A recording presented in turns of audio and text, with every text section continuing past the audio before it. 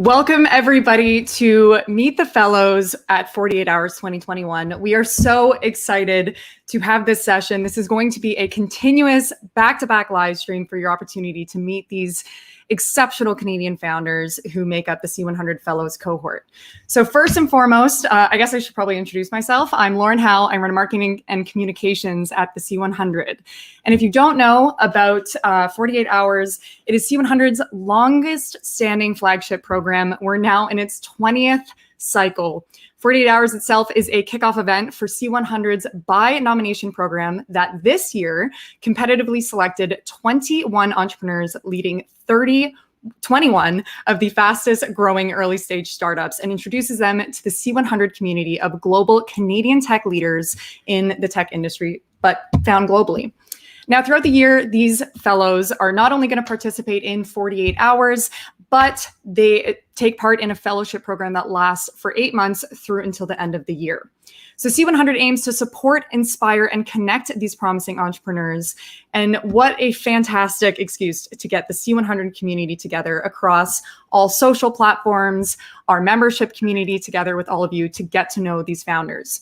Now, throughout 48 Hours, we hope that you all learn something new, connect with one another, meet some other inspiring, incredible Canadians working across multiple facets of the tech industry, and connect with these entrepreneurs who are working so hard to lead startups that are leading, making life on Earth better, building NFTs and disrupting markets throughout a number of different areas. I truly am so excited for you all to get to know these founders throughout the next few hours. But first of all, I would love to thank all of our exceptional partners who truly make this fellowship program and C100 the organization that it is today. And without your tireless dedication, the C100 and this fellowship program would not be what it is without all of your support and commitment to the Canadian tech community. So from the bottom of my heart, thank you so much for everything that you do, not just for the community, but especially these fellows.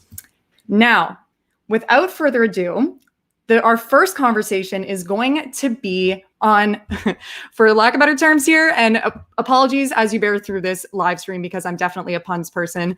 In the sector that's hotter than hot, these startups are helping cool the planet. We've all seen how this pandemic has disrupted our lives, and climate change is something that we need to be having at the forefront. And I'm really, really excited that these founders are creating some pretty fantastic startups in this space. But before I let them introduce themselves, we have our moderator. Now, Peter McArthur is tuning in from Ottawa. He is the VP of Technology and Innovation Banking, leading the National Cleantech practice at RBC. He's the chair of the Ontario Clean Technology Industry Association and an expert in carbon finance, a passionate advocate for the industry and entrepreneurs at its highest levels. Peter, I really can't do your introduction enough justice, so I tried to keep it short and sweet. Thank you so much for being here today. Lauren, thanks so much. It's not about me, it's about the entrepreneurs that are here today and the fellows. It is really, you're talking about COVID and climate change, and COVID really reinforces for us the impact humankind is having on the planet. The planet's speaking back to us, and we have to do something. It's never been a more opportune time to talk about climate tech, clean tech, sustainable tech. It goes by a number of names, but it's never had the fundamentals it's got today. A dozen years ago, there were lots of companies trying to do it, trying to raise money, and there weren't the sound fundamentals. There are real businesses. You're going to meet some of them today, and real business opportunities. We've got 8.5 years till 2030. That's a major milestone on the path to a zero carbon planet. And it's a very difficult path to achieve. Fatih Birol, the International Energy Agency's executive director, said this week in a released report, it requires nothing short of a total transformation of the energy systems that underpin economies around the world. We've got 3 entrepreneurs with us today that are part of that transformation. And I'm going to invite each of our panelists to introduce themselves. I think we'll begin with Brennan Spellacy, co-founder and CEO of Patch. Hey everyone, Thank you so much for having me. My name is Brennan. I'm one of the co-founders and CEO of Patch, and we build APIs to take CO2 out of the air. Founded out here in San Francisco with our roots based in Montreal. Welcome, Brennan. Also invite Tomas van Stee, co-founder and CEO of EnPowered.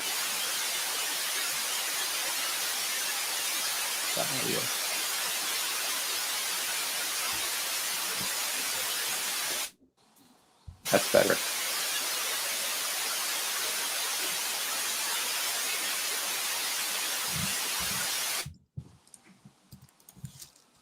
Tomas, I think we had microphone trouble there. I don't know if logging in again will work. We can't hear you. So how about we move on to Zach Lefevre. Zach is founder and CEO of ChargeLab. Over to you, Zach. Hey, great to meet everyone. Like Peter said, I'm the co-founder and CEO of ChargeLab. We build software for managing electric vehicle infrastructure with the goal of making it easier to deploy and easier for EV drivers to interact with. Well, I'll see if we get Tomas back on, but why don't we go ahead with the two of you. So I've got an opportunity to ask you a few questions, and we're going to have some audience questions. Tomas, do you want to test again? I see you there. Test. Tomas, you okay? I can't hear you, but I think you guys can hear me now. So yes, I'm we gonna give my pitch and then try to dial in separately. Your turn. But my name's Tomas. I'm the founder of EnPowered. Having mic issues today, obviously, all day, which is being very annoying. Fundamentally, we're building the economic infrastructure for Cleantech. So that means allowing our partners to access complex energy markets to drive savings of upwards of 70% for industrial customers. Last year, they saved 60 million. And we're also making it possible for our partners to put charges and rebates on their customers' electricity bill, which is going to unlock electricity on-bill financing, which the goal is to actually help the entire ecosystem move substantially faster. Thanks very much. I'm going to have to do it by hand signals, maybe. So maybe what we'll do is we'll start with a question for Zach. Zach, you know, you and I had the privilege of chatting the other day, and you were telling me you wrap that Canadian flag all around you. You're an ardent Canadian nationalist, and I'm curious to know about your journey building your business and how that's worked on both sides of the border from a customer acquisition perspective and from a access to capital perspective. Yeah, Peter, we had a great chat last week. And I think that, you know, my view on Canadian clean tech is there are great companies being built in Canada, but they have to sell to the US. And that's certainly what we're doing with ChargeLab. We've got a fantastic engineering team, primarily based in Canada, but our main commercial focus is the United States. And I think, you know, just in the spirit of the C100 and the original 48 hours being about bringing Canadian entrepreneurs to the Valley, you know, that's certainly been our story. It hasn't always been easy finding early customers in Canada, finding venture capitalists that are willing to take a bet on, you know, especially ChargeLab. When we started, you know, Tesla wasn't the most valuable car company in the world. You know, all the OEMs hadn't committed to going 100% EVs. You know, we started almost 5 years ago now, and was very much a speculative bet on electric vehicles. And so I think that there's a huge amount of discourse and dialogue for us, you know, here today, and everybody in the audience amongst each other is yeah, how can we build great companies in Canada? But we have to be realistic. We have to, you know, go after the US market, because not only is it bigger, but it's also more accepting to new technologies. And that's certainly been part of the sales story for ChargeLab. And I don't want to speak for Tomas, but for EnPowered as well. You know, initial customers, initial pilot customers in Canada, but really scaling revenues in the US. That's excellent. Thanks for letting us know, Zach. I'm gonna give you a follow-on to that while we're on the subject of EVs. So EVs are key to reducing the footprint from transportation. So making this easier is a key advantage for ChargePoint. You've got a real need to fill. I believe you're supporting 4 of the 5 charging platforms that are out there right now. However, companies like the one you mentioned, Tesla, I believe Volkswagen as well, are setting up proprietary charging platforms. So I'm curious, does this represent either a challenge or an opportunity for you? Yeah, so I like to say that ChargeLab is the Android of EV charging. So if Tesla is like Apple, it's this fully vertically integrated system. That's going to be for some people. You know, you have the Tesla superchargers, you have the Tesla, you have the Powerwall. It's all vertically integrated, and it's great, and it really helps push the industry forward. But the reality is, there's a lot of auto manufacturers that are not Tesla, and at the same time, what you referenced is there's a lot of equipment manufacturers building EV charging equipment. So we're essentially the software layer for EV charging. We don't build any devices, but we connect 4 out of 5 of the most popular EV chargers in the world. So that's from big multinational brands like ABB, Siemens, other startups like EV Box and Tritium. These guys build hardware, and then we sit on top of that as an API layer. So it's an early market. It's complicated. Tesla has their own proprietary network. There's other open networks. We're building an open network. But at the end of the day, EV is a rising tide raises all ships kind of scenario. There's misconceptions about who can use different infrastructure. Tesla's charging infrastructure is very proprietary. Other manufacturers can't use it. But Teslas can charge almost anywhere. In fact, the number 1 vehicle charged using our software is a Tesla Model 3. We charge more Tesla Model 3s than any other vehicle. And that's because we have chargers that are deployed in office buildings, in multifamily buildings, through government projects in the US and in Canada. And the main audience of EV drivers, there's a lot of Tesla Model 3s. So it's both. You're going to have the proprietary network. But when you go to your office building, they're going to need to put in EV infrastructure to serve everybody, not just Tesla. So you're much more likely to find a ChargeLab system there. And then Tesla drivers, all of them have an adapter that comes with their car. They just plug it in, and then they can plug into the types of chargers that we connect using our software platform. It's only going to happen if a lot of people have convenient accessibility. You're clearly part of the solution. Thanks. That's a great answer there, Zach. Brennan, got a question for you. So they say if you don't measure it, it won't get done. You're measuring it. You're giving people GHG footprints and giving people an opportunity to offset that. You just did a raise. Your company was founded in January of 2020, I think. And April. Okay, this is gonna make the story even better. And 13 months old. You just did a fundraise in February for 4.5 million, if I've got it right, and led by Andreessen Horowitz, backers of Lyft, Groupon, Slack, Pinterest, Instagram, Skype. You're quite a nice club that you've joined here. So at such an early stage, you attracted that money. What's the secret sauce? Because you're not the only one playing in this space. There are a number of people that are playing in this space. So why does Andreessen Horowitz think you've got it? Why do you think you've got it? Yeah, absolutely. Well, first and foremost, we feel super fortunate to have a really great roster of partners in our corner. It's been if you had asked me, 13 months ago, we started the company, 14 months ago, if we'd be here, I probably wouldn't have suspected it. I think so to just kind of clarify, the way Patch works is we partner with a really wide variety of carbon removal and carbon offset solutions and make that kind of capacity transactable. So that's from direct air carbon capture to traditional reforestation offsets to things like renewable energy development and enhanced weathering. So there's a lot of different ways to either avoid emissions or take CO2 out of the air.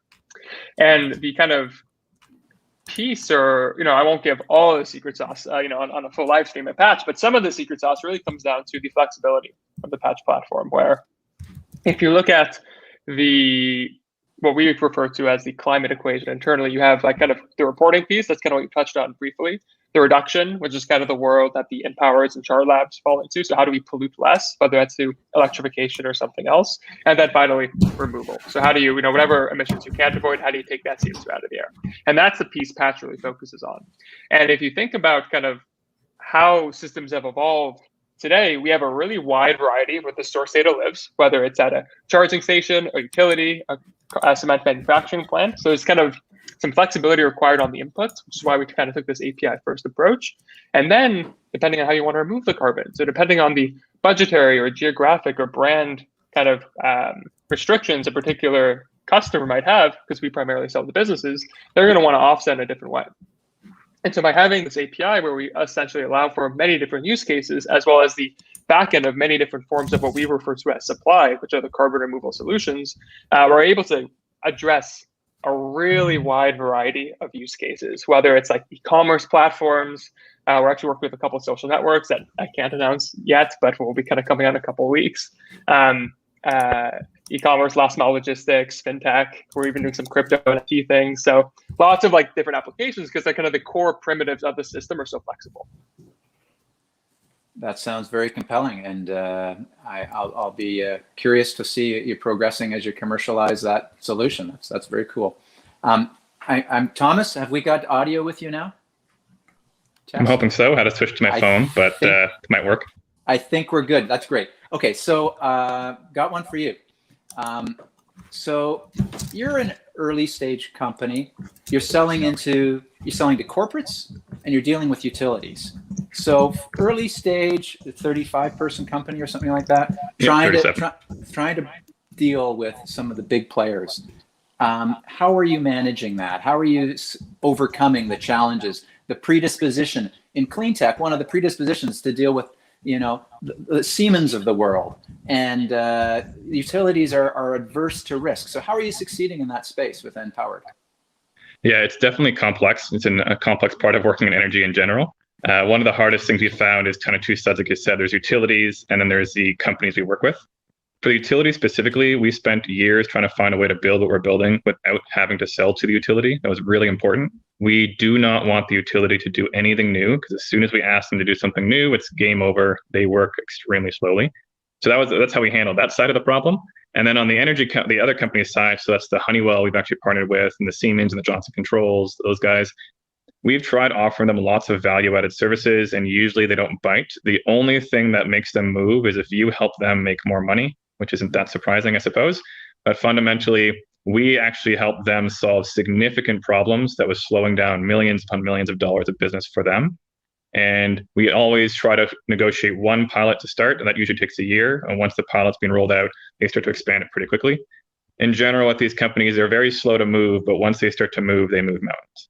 And so we found that especially with the Honeywell project we had, it took 9 months of negotiating. And they tried bullying us, but we held our ground. And at the end of the day, now we're controlling, not quite 50 batteries. These are shipping container size battery projects. So it's pretty exciting. Typical advice in the clean tech sector is at least deal with the corporates versus the regulated sector, because you've at least got a chance to negotiate, like you talked about there with Honeywell. So good for you. You're making progress in a tough market. I'll ask you follow-ups. I guess did we get an opportunity for you to introduce what EnPowered does? I'm sorry, I maybe overstepped that one. Yeah, I think fundamentally there's kind of two pieces to this. One is we have to understand, taking a step back, we're building the infrastructure layer that helps everyone else move faster. And so we partner with a lot of companies that are operating in the energy space, and we call it programs and payments. So programs is how we find savings opportunities. So we all know electricity is cheap at night, expensive during the day, but it's not that simple. It's cheap almost always, and then extremely expensive for very short periods of time. And so what we do is we predict when those giant price spikes are going to happen, and we tell our partners. And so if you're controlling a battery, we're telling you when should you discharge your batteries so that you can save money. And every utility, every market, every project is different. And so we hide all that complexity so that Honeywell or our partners can just go and sell hardware. The other side of our company is what we call payments, which is we actually allow companies to put charges on the electricity bill. The reason that's so useful is, let's just use the Honeywell example, selling a battery, is if they wanted to sell a battery to you today, they would have to say, hey, customer, pay me $1 million. It's a pretty hard sell. But with us, they can say to the customer, I know this battery will save you $250,000 a year. So I'll actually pay for it up front through financing, and I'll take your savings directly off your electricity bill. So now as a customer, all you do is you get a free battery and keep paying your bill. That's a much easier sell.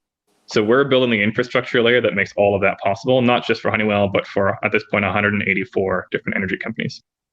Hardware as a service is the new acronym, as I like to put it. And, exactly. And you're enabling that. And that's a way to get large capital assets deployed quickly. So good.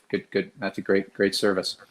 I've got a question. I don't know who wants to try answering this one, but it's from Suta Kamal. And it's a classic question, actually. 78% of Canada's exports to the States. I believe all three of you are fairly focused on the US, but I could be wrong. But what about this giant opportunity they call China? Does anyone have any thoughts or comments about approaching the Chinese market? Is that on your radar screen? Do you see an opportunity for yourself to do that? Anyone want to take that? So I have an initial kind of more macro thought around China, which is I kind of view it a little bit like kind of putting your history hat on from like Napoleon, like going like American or Canadian companies going to China is very similar to like the French going into like Russia at winter, where like there's an immense amount of opportunity in North America, Europe, Africa, Australia, Middle East, where a lot of these businesses are like really welcome, and pushing into China in a lot of cases is incredibly onerous. And a lot of times like the ROI, especially when you're a small startup, isn't really there. I mean, if you see like kind of like companies like Uber who have sold off their kind of Chinese lines of business to kind of exit China, I have a very difficult time, at least from a position of Patch, saying, oh, we're going to allocate our, $4.5 million, which is probably what like Uber burns in like half an hour, to kind of go and try to move into China. So kind of at a high level, I know that's kind of like a pass or maybe a flake out, but in many cases, especially like if you're a seed, Series A, B stage startup, you're not gonna. The reason any of these companies on here aren't going to be successful is not because they didn't figure out China in the next couple of years. I see Zach nodding. Thomas, Zach, either of you want to? I don't know if that's a controversial take, but I can echo that, and I don't know. I do have some experience here. I lived in Beijing for 4 years, and I speak quite amateur Mandarin. I think that's completely right. It's a different beast altogether. Very few companies have succeeded, but I think the more interesting point is like look at all of the opportunity in North America. I mean, like when we look at our the different ways that ChargeLab can monetize, California is the only state right now that has low carbon fuel standard credits, and LCFS credits are going to come all across the states and all across Canada in the next 24 months. And so we're talking about literally billions of dollars of opportunity for companies working on carbon related solutions. And yeah, so I think we're just so early. All the companies here are so early. And there's a home, a home ice advantage in China. There's a lot of government backing for local companies there as well. I think it sounds like deep pockets. Thomas, you want to jump at that one, or are they? My answer is even easier. Based on local regulations, I am not allowed to operate in China, so I can't. It's one of those Canadian conundrums. We have such a multicultural society. We speak so infinite languages. You've got 3, Zach. We've got all the ability to deal in so many countries around the world, and yet we seem to focus on the United States because it's so much easier to do business with. But it's a real challenge. I'll tell you that when I'm talking to our clients, I do try to do what I can to help them to go elsewhere. There are some, EDC is a great partner there. And I also think Europe is maybe a softer landing for some Canadian companies. So anyway, I've got a question for all of you. We've got 5 minutes left. You've got some great people listening to us today, some very capable, results oriented and driven and successful people. If they could do one thing for your company, what would it be? I'll let you go, Thomas, because you had audio problems at first. Sure, might drop again soon. No, the main thing I think, speaking with Zach earlier as well, is connections. Some of the hardest things in energy is trying to get through to these large organizations, and it takes us a lot of time. But as soon as you talk to the right person, doors open and you can move a lot faster. In my case, it's a mix of energy regulators and large companies like Siemens and Johnson Controls that are holding us back. So having any connections to relatively senior people in these organizations can help things move a lot faster, especially when we're offering relatively innovative solutions. If you're a mid-level manager at a company that's this large, you don't have the strategic vision to make these kinds of decisions, whereas an SVP or higher understands the innovative strategies and can actually execute on them. I don't know if there are partnering opportunities through the C100 on 48 hours. I hope there are, and you've set out what you're looking for. That's good for you, Zach. Has the answer been already provided for you, or you got more? Yeah, I mean, I would keep it really simple for us. Every utility, commercial real estate operator, multifamily building, municipality, state, so many industries are going to see EV and EV infrastructure front and center. We're not going to have the solution for all of them, but we do have a solution that would help a lot of them. So anybody who is involved in commercial real estate, multifamily, premium rentals, municipalities, utilities, these are all our customers, and we're looking for customers, especially customers who want to deploy hundreds or thousands of charging ports and are really want to make sure they get the right technology. If you're going to invest in a network of EV chargers for your commercial real estate property, for your multifamily holding property, you want to have the right technology, and so we'd love to speak to those people. Okay, good call out, Brennan. What can the group do for you? Yeah, well, number one, if they do anything, I'm incredibly grateful. I think the biggest thing here is pipeline at Patch is quite strong as far as like sales. The rate limiter for us is actually just talented software engineers and product people, quite frankly. So at the end of the day, like our small but mighty team is absolutely works to the bone, and cash is in the bank, and so it's really more of a good deployment exercise for us. And so we're hiring talented people across North America and Europe. So multinational. We would love to talk to you if you want to take some CO2 out of the air and write some code. Brennan's LinkedIn profile says hiring now, need engineers. It's a pretty clear message. Good for you. And the great thing about virtual work is we've all learned we can work very virtually. We've got 1 minute. I don't know if anyone wants to answer this question, but it's going to take a lot to reduce our footprints. Some investors are looking for very meaningful impact, and I'm just wondering if one of your businesses, if you've measured what the potential impact of your technology being deployed could be on our global footprint. Anyone? Yeah, really quickly, about 30% of carbon emissions are transportation. So that's the chunk that we're tackling. We're not building electric vehicles, but we're making it easier for fleets, individuals, especially individuals in urban centers where it's hard to find infrastructure, making it actually possible for them to adopt electric vehicles. And so, yeah, we're focused on that 30% chunk. Range anxiety gone. Gentlemen, Thomas or Brennan? I think, like you said, there's no one company that can do this. It takes a movement. So we're working on powering an entire ecosystem.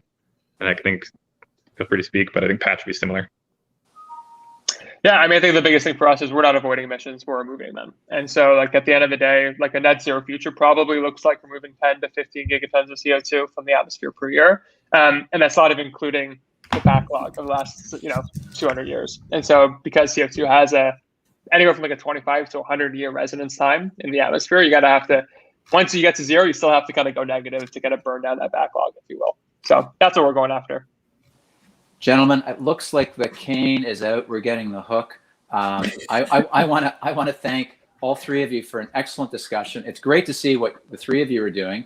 Best luck 48 hours in the Valley and C100. It's been my pleasure to be with you today. Awesome. Thank you so much, Peter. And thanks to the C100 team. Thank you, guys. Also, I hope my nickname doesn't become the crane or the hook as I come onto the stage here each time. Really appreciate you guys taking the time and really insightful. Thank you, Peter, for being here as well.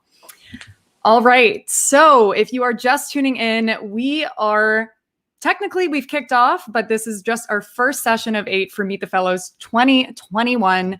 Throughout the next few hours, we'll be getting to know all the incredible Canadian founders who are making up the C100 Fellows cohort.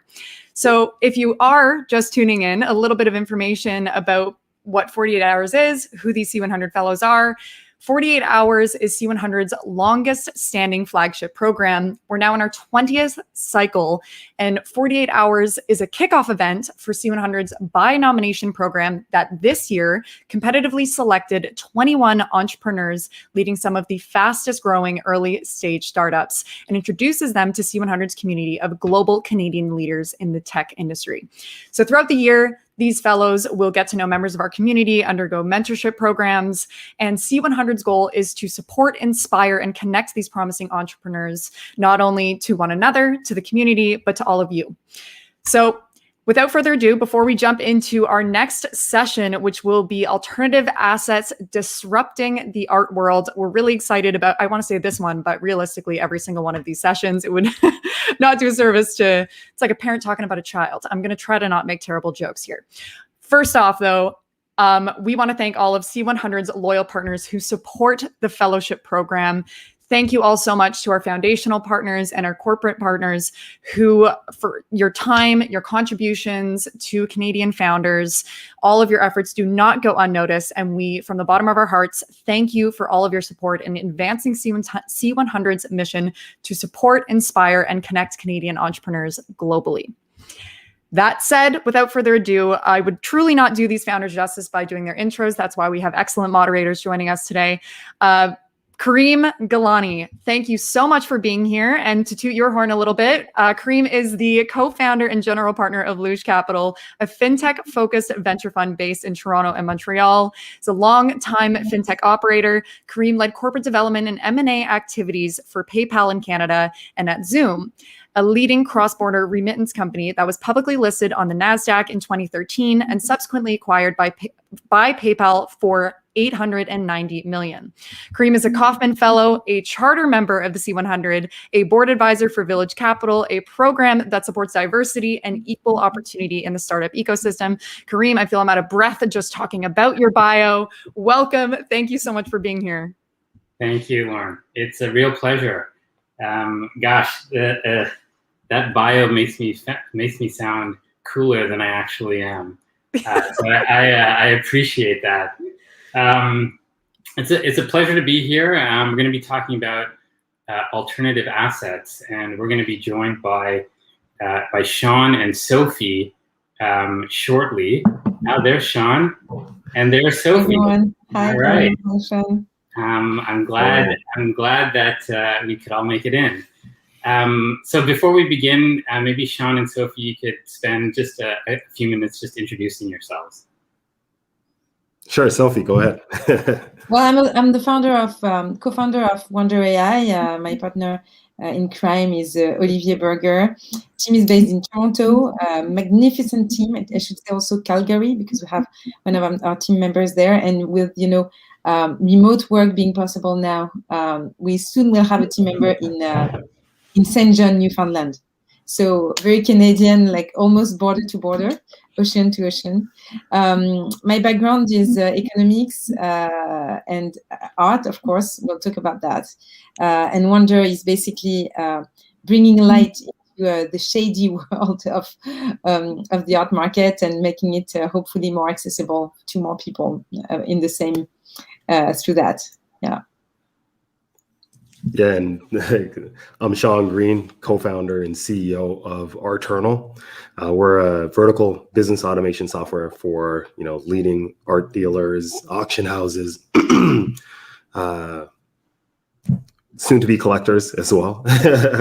And our focus is making the business of art dealing more efficient. And right now, most of the companies are still operating on pen and paper, Excel spreadsheets, stitching together ways to work with inventory management, or a database, as they call it, as their prime focus of tech. And we introduced client relationship management tools into the space in 2015. And we've been, going hard at the market, trying to make sure that they have best-in-class solutions that exist outside of this world. Salesforce has a good playbook to follow, as well as some of the other interesting startups that are around in the space. And we're basically, giving the tools that have been long needed in the market to these dealers and giving them better ways how to look at their business and understand how to operate it by leveraging data, at the center of what they do, and having a central repository for information to strengthen their relationships with their clients. Very cool. Thanks, Sean and Sophie. I had the pleasure to meet the two of you before this panel and learn a bit about your businesses, and they are incredible. And we're here to talk about alternative assets. And these days, when we hear a phrase like that, we tend to think of cryptocurrencies or DeFi protocols. But today we're talking about a slightly different topic, art as a different asset class to consider. But before we do that, the most important question of this panel to break the ice, my favorite question as a Canadian to the both of you, what's your favorite Timbit? I'll tell you right away, it's the one that shows up randomly on the kitchen table. And we've had those, benefactors. Everyone knows these people who actually drop a box of Timbit in the kitchen, in the co-working space. And I think that's like Nice. a gift of God. Nice. And what about you, Sean? It's simple. It's like the simple glaze, as long as it's super fresh. I just love that simple glazed Timbit. It's Nice. pop it in and start chewing, and you're on your way. There It starts you the go. morning. Nice. I'm a sour cream glazed man. So look, let's jump right in. I personally buy my art from Amazon, from Wayfair. I'll even admit that I've bought art from IKEA. So I'm not exactly a connoisseur. And I imagine there's a bunch of people in the audience who are in the same boat as me.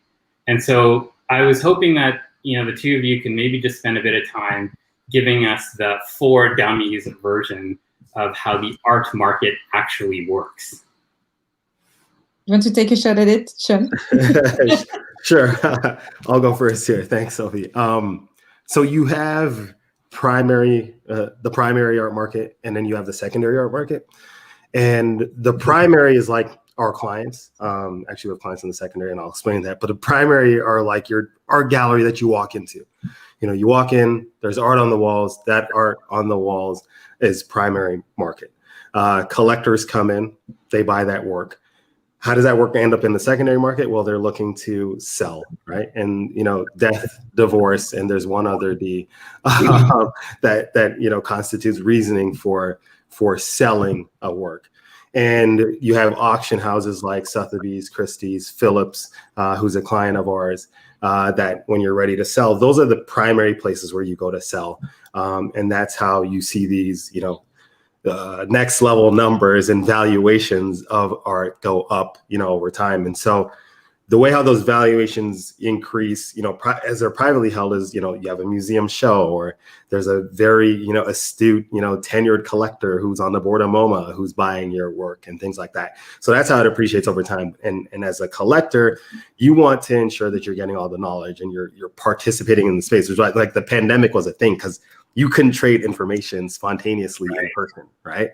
And Sophie probably knows this very well. And so, being in person is a real thing.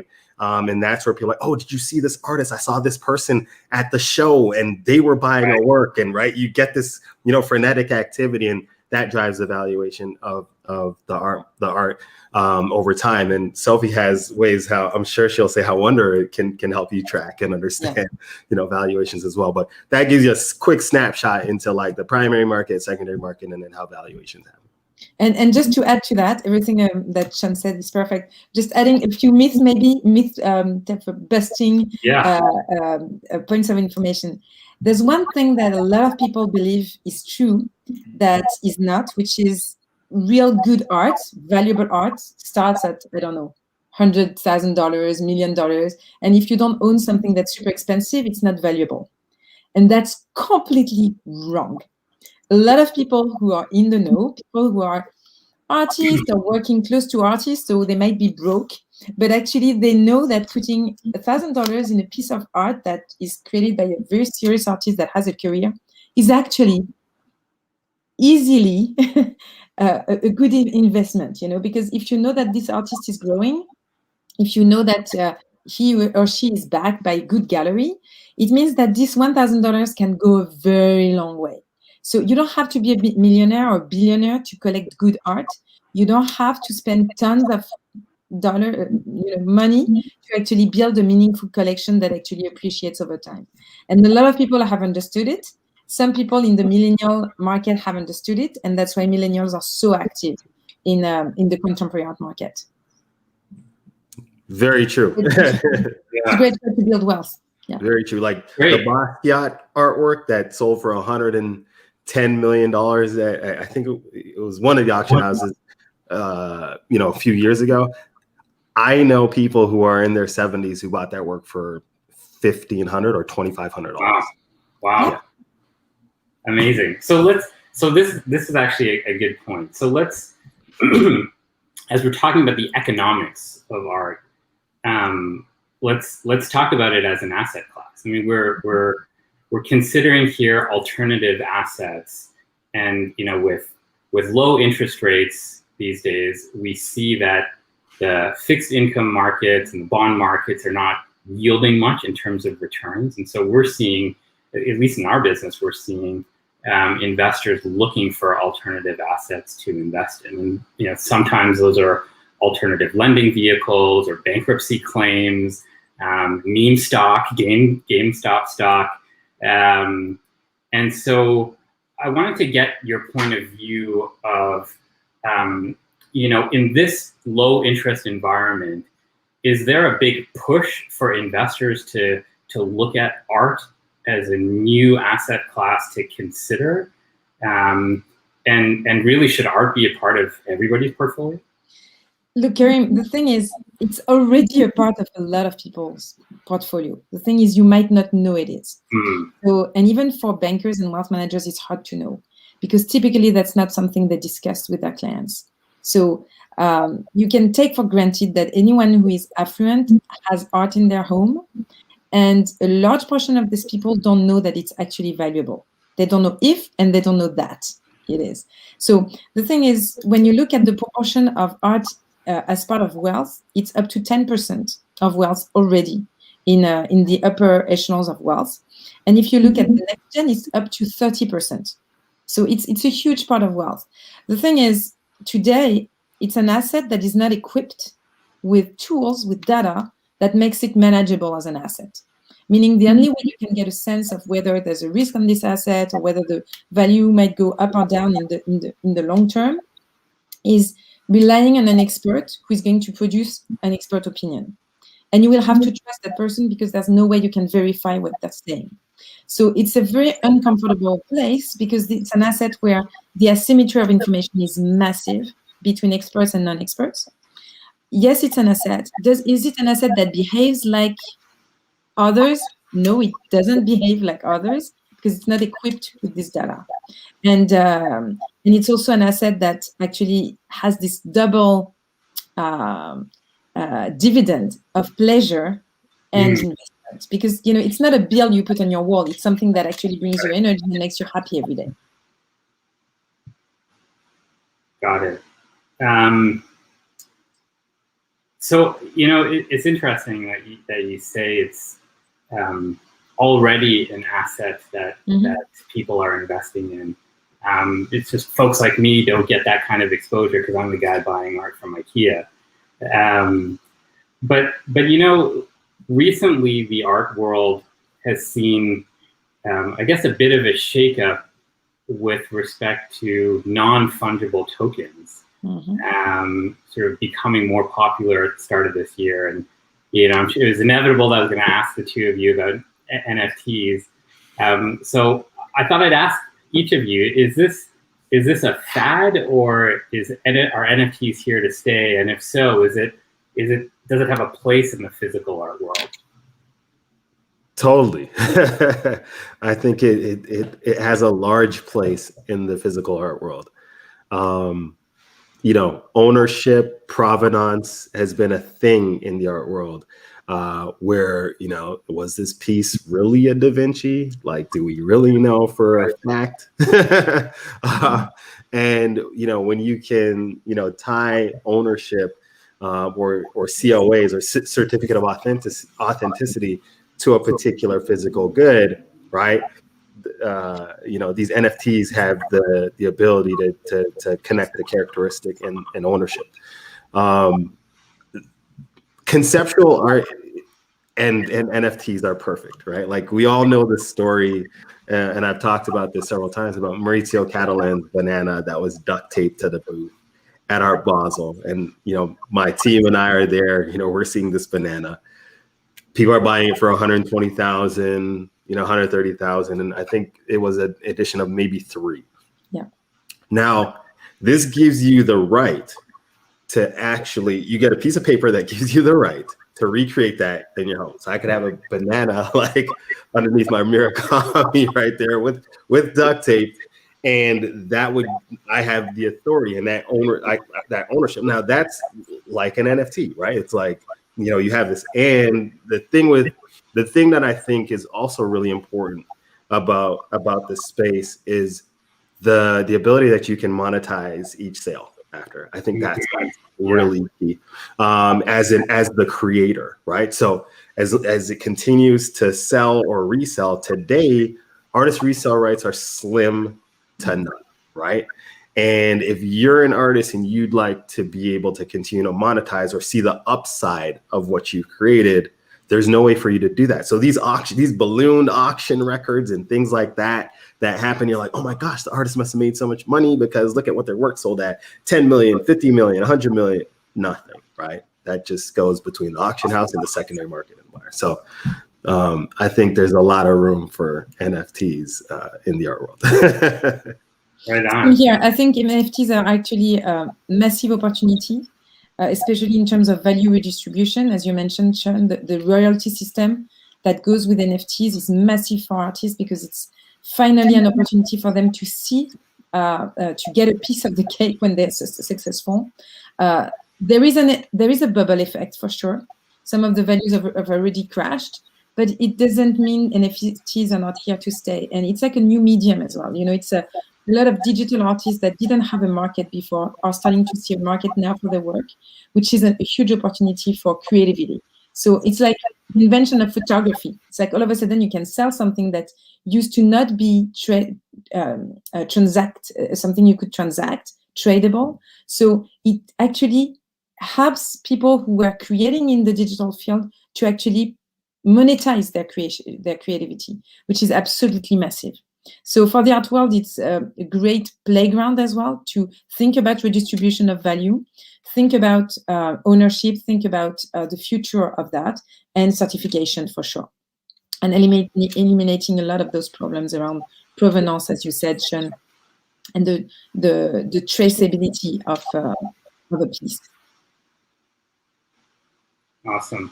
Well, this is something that's certainly top of mind for me. As a fintech investor, we've been starting to study NFTs a lot more alongside the world of crypto and DeFi. So I appreciate your perspectives.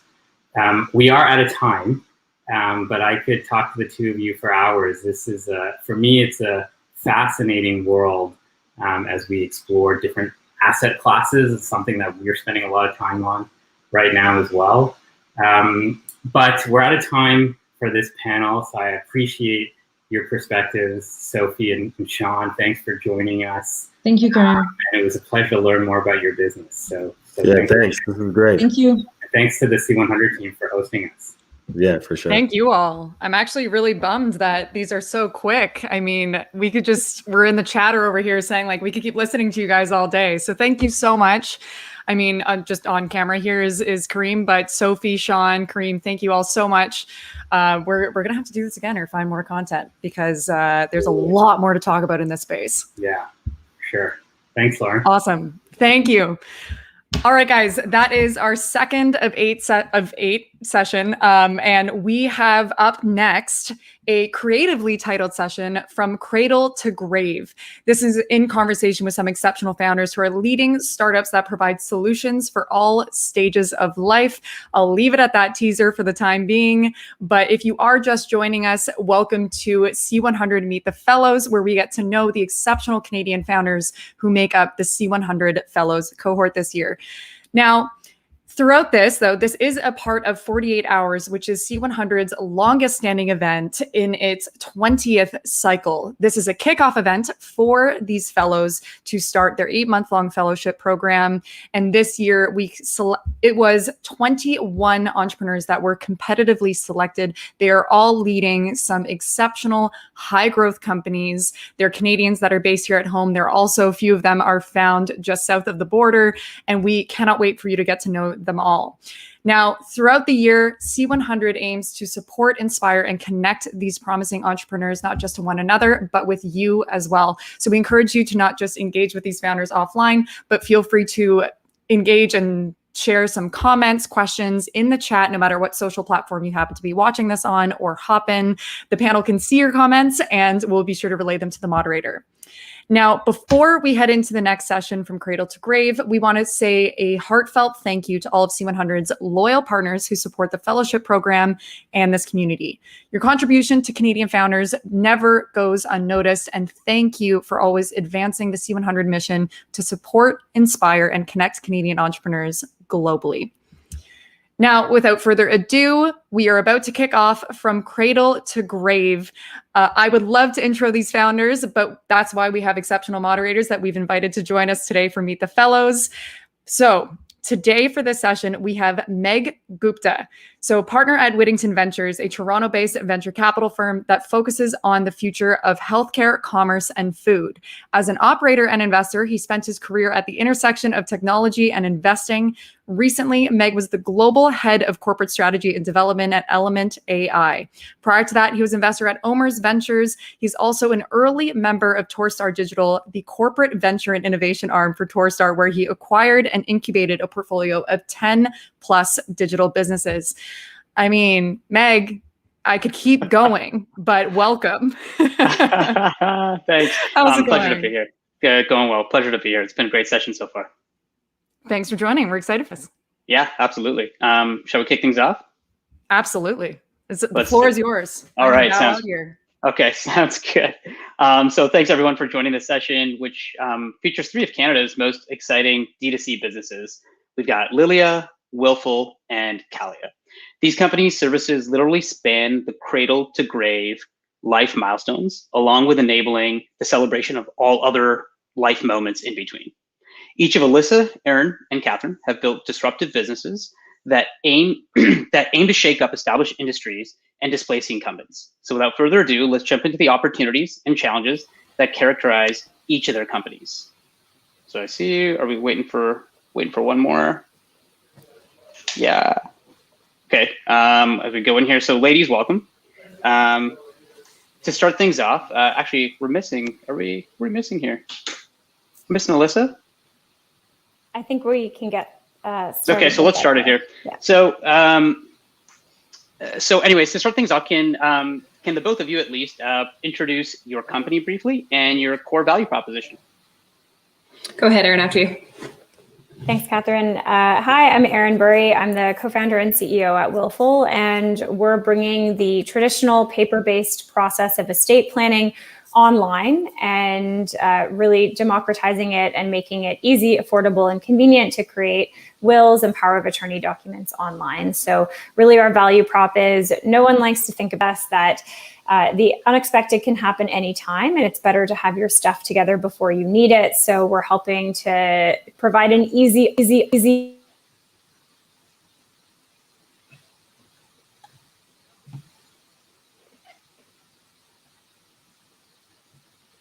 Erin, we think we lost your audio, but Catherine, you want to jump in?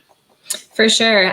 So my name is Catherine Metrycki. I'm the founder of Callia. So we're disrupting floral with the best new experience sending flowers. So all online ordering, kind of an e-commerce enabled experience, but backed by a supply chain and some tech and logistics disruption to do things a little differently in this space. Okay, Sounds great. And it looks like it's just you and me for the first, one-on-one. first couple minutes, right? The irony of I was the one who didn't have my audio working last time. That's great. By process of elimination, this is a tribal council. Okay, so we're going to kick things off here and say, in conversations before, we were chatting with all three of you, and there's only one left, but it's apparent that your business is built for consumers by consumers. And so can you tell us a little bit about what it is that makes your business unique, and why can't the incumbents seem to do it themselves? Yeah, for sure. And I think for us in Floral, we talk about disrupting. I mean, everyone here is disrupting, but one of the things that's interesting about this space is that it's been a long time, mom and pop, old school industry backed by kind of the syndicates and some of the bricks and mortar business space. And so our background, actually, most of our leadership team comes from a consumer packaged goods background. And so we're taking the concept of how do you take a commodity product, which is flowers, and apply more of a brand management lens to it to create this next generation brand. And so how do you actually build, the consumer experience of all the way through from what are customers looking for from a SKU selection perspective down through to, this really sticky brand that makes them come back. But then how can you take things like tech and logistics and apply those to an industry that's really traditionally been mom and pop and the syndicates that have struggled to innovate? And so taking that lens of, brand management, consumer packaged goods, how do you look at a commodity product and do it differently has been a really good angle to an industry that traditionally has been florists by florists by florists for generations. And so we're just trying to shake things up a bit, and I think a different perspective is doing that. That's awesome, Erin. I know you got voted off the island, but now that you're back, maybe you can give your perspective on sort of your business is a business built for consumers by consumers. Yeah, sorry about that, but it wouldn't be a virtual event without virtual difficulties. So yeah, I mean, you would guess whenever I meet people and say I'm the CEO of an estate planning startup, they naturally say, oh, are you an estate lawyer? And I always say, no, actually, my husband and I co-founded the company together because we were consumers who lost a loved one and saw how inefficient the process was to wrap up someone's life when they hadn't necessarily put together fulsome end-of-life plans or shared those details with loved ones. And we really came at the problem, I think, as consumers who were using other platforms like Wealthsimple and Airbnb, and we really appreciated user experience and content and education. So we always say, the reason Willful has been successful is because we're not estate lawyers. We didn't come at it trying to fit an existing process into a mold. We actually came at it from the perspective of our customers. What type of user experience would they want? What do they know about estate planning and not know? And the reason that I think a startup like ours has to do this instead of an incumbent is, frankly, a lot of them would just never take on the risk of launching an estate planning startup. The banks are very reticent, very eager to partner with us, but very reticent to build it themselves. So the big law firms won't do it. The banks won't do it for the same reason. They just don't have the same appetite for innovation and risk. So luckily that opened the door for us. I love it. Alyssaa, welcome. We missed you. So with that, I'm gonna queue you up. I'm gonna queue you up for our second question for the panel, which is really around, each of the businesses for you ladies is built around life milestones and occasions. And so as a D2C brand, how do you make people think of your business in that particular moment or situation? And, here I'm assuming a solid marketing strategy is a must, but what else? Well, the thing with our business that maybe is counterintuitive is fertility, and the idea of when and if to have kids comes up every day.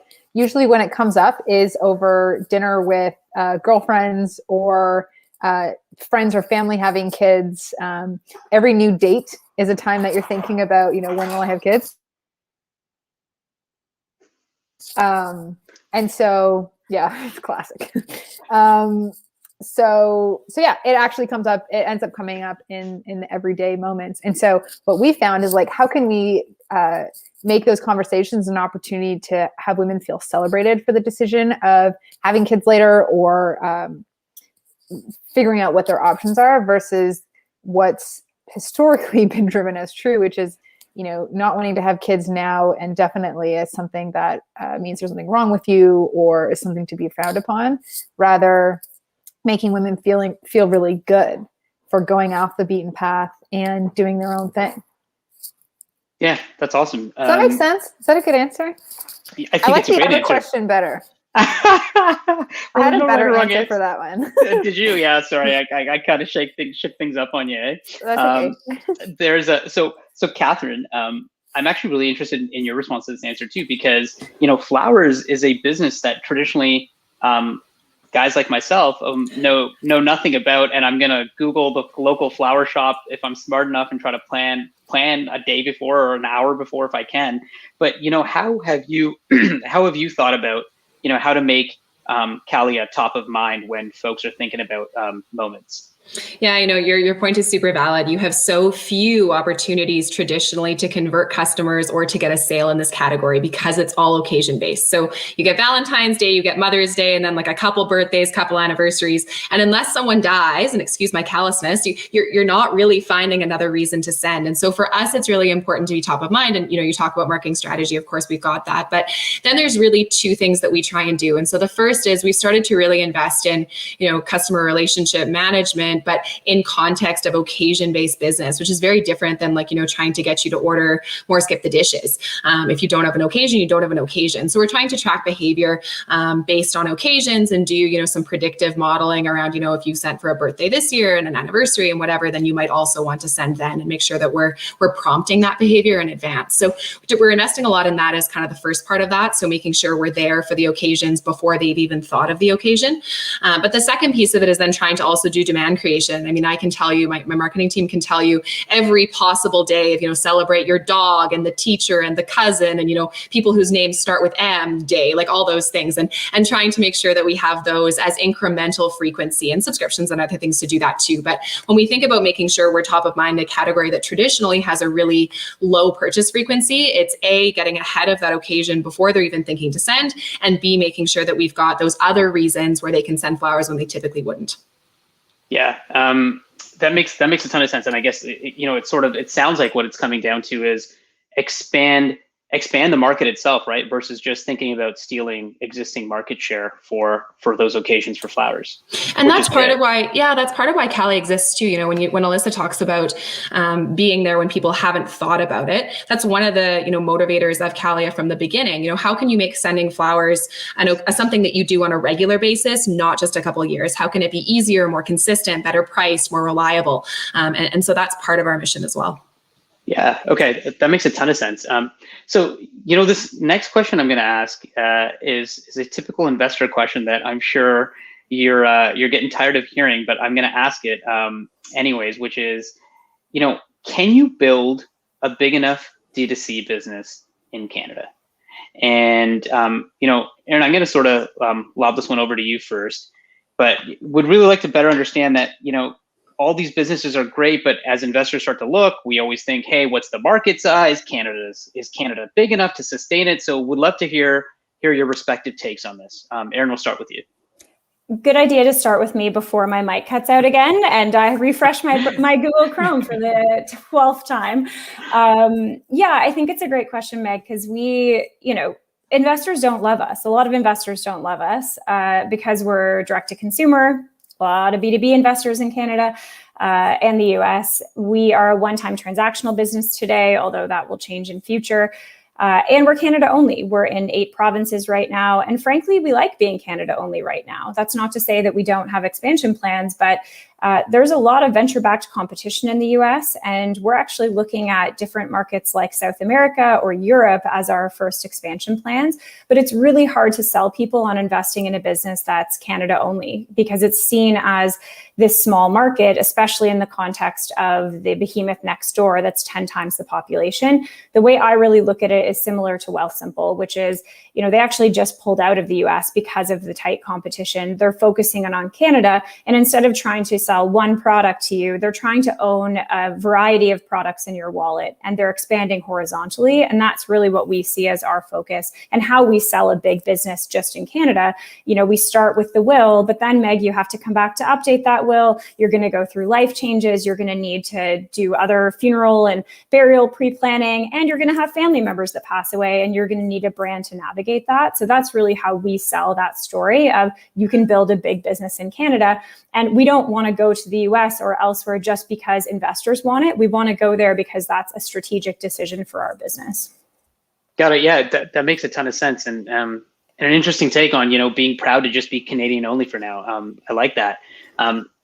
Alyssaa, as you just popped a snack into your mouth, I'm loving this question over to you. Oh my God, I'm so embarrassed right now. I thought when I signed on, you just like made a cute little joke about you missed me. And I was like, what? And then I realized this actually started at 1:20 and not 1:30. And I was like, okay, I've really fucked this up. And now I've sworn on the panel. So here we are.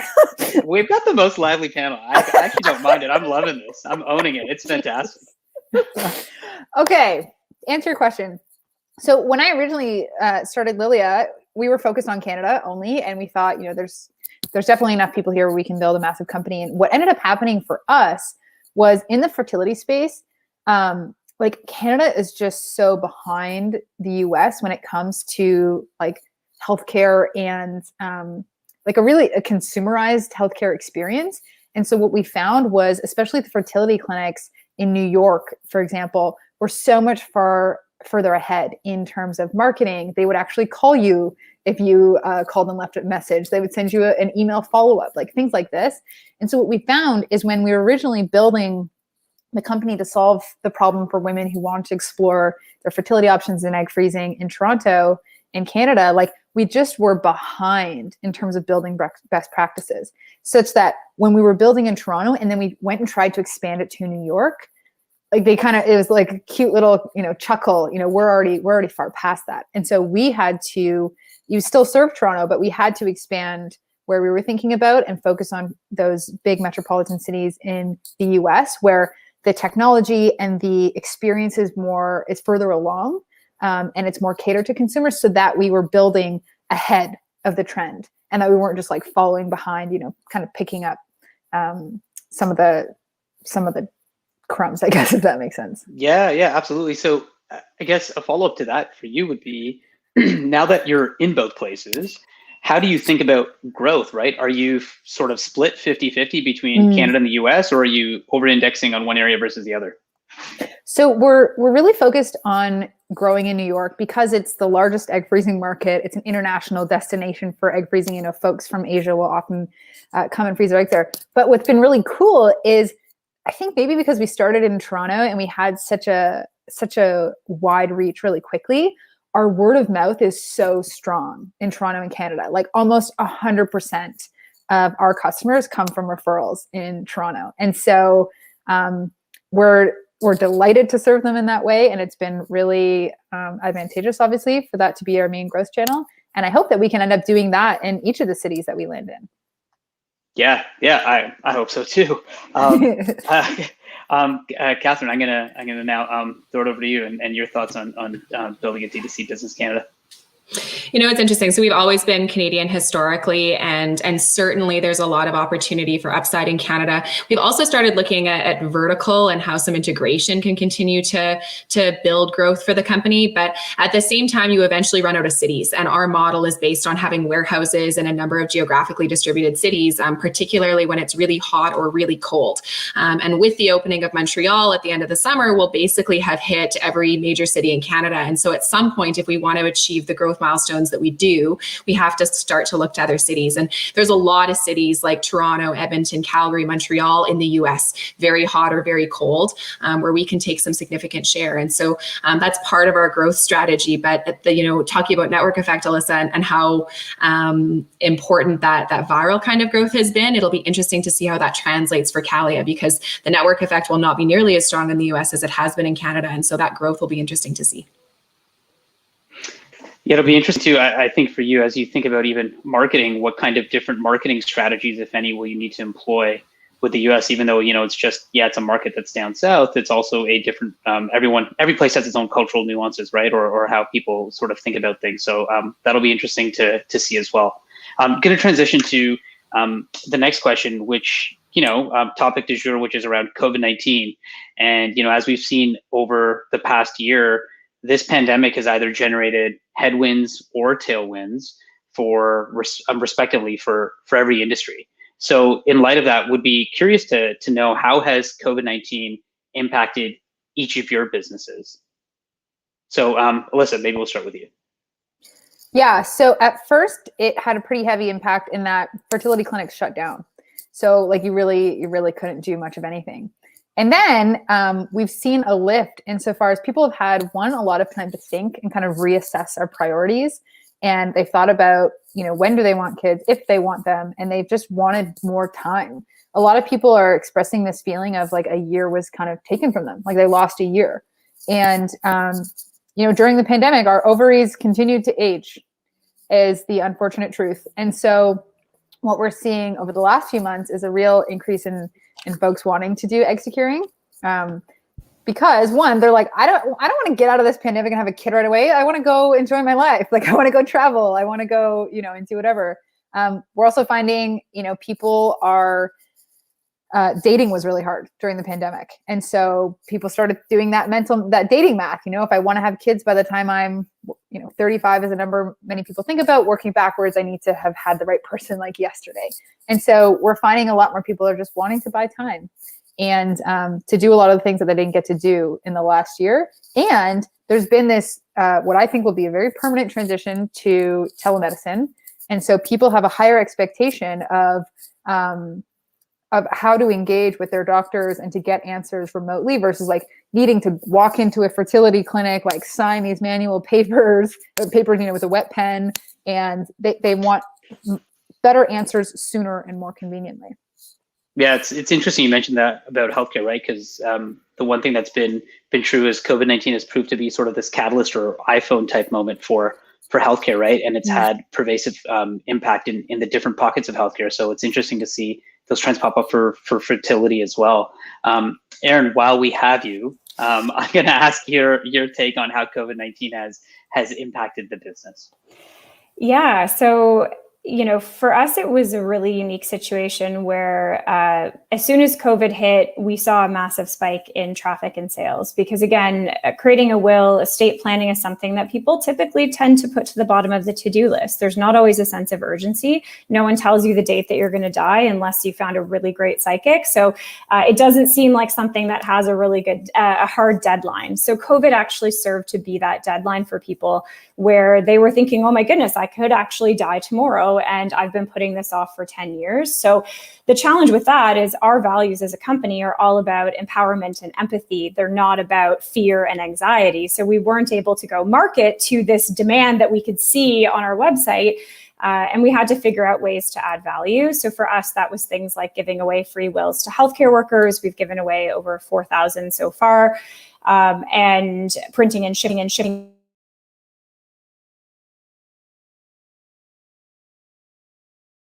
That's I know right. she was going to say they were printing and shipping people wills because they needed the wet signature, which is very cool. Yes, absolutely. So, Catherine, we're gonna shift over to you and talk to us about has the pandemic impacted if people think about shipping flowers or occasions or volume for that matter. For sure. And we should do this as pitch karaoke next time and have to fill in the answers for each other. It'd be way more fun. We were one of the fortunate categories to have a nice tailwind from COVID where people were sending flowers instead of being able to go for dinner or out in person or whatever else. So that was nice in terms of getting a bit of benefit to the industry as a whole. But we've also seen, though, when Alyssaa talks about the shift to telehealth, we've seen that the shift to purchasing online from a number of different categories, people who are traditionally more reluctant, but now buying everything online has impacted the floral industry as well. And we've been really well positioned for that. So that's been nice to see. The one challenge that we've seen that I think we didn't anticipate, and I think e-commerce across the board is facing this, is that the expectations now from consumers of the experience that they get in one industry are now expected across every other industry. And, Mother's Day just finished for us. And the number of customers that came to us and said, well, Amazon lets me do it like this. And therefore, you as Canadian Startup X are expected to do the same, has been really interesting. So as much as you've seen this huge influx of people coming into the category and willing to make purchases online that they haven't in the past, at the same time, you've seen the bar significantly raised because whatever one industry is doing, now every player online is expected to do. So we're struggling to make sure that we stay ahead of the curve or at least keep up when it comes to expectations for shopping online. And that's how my business was affected by COVID.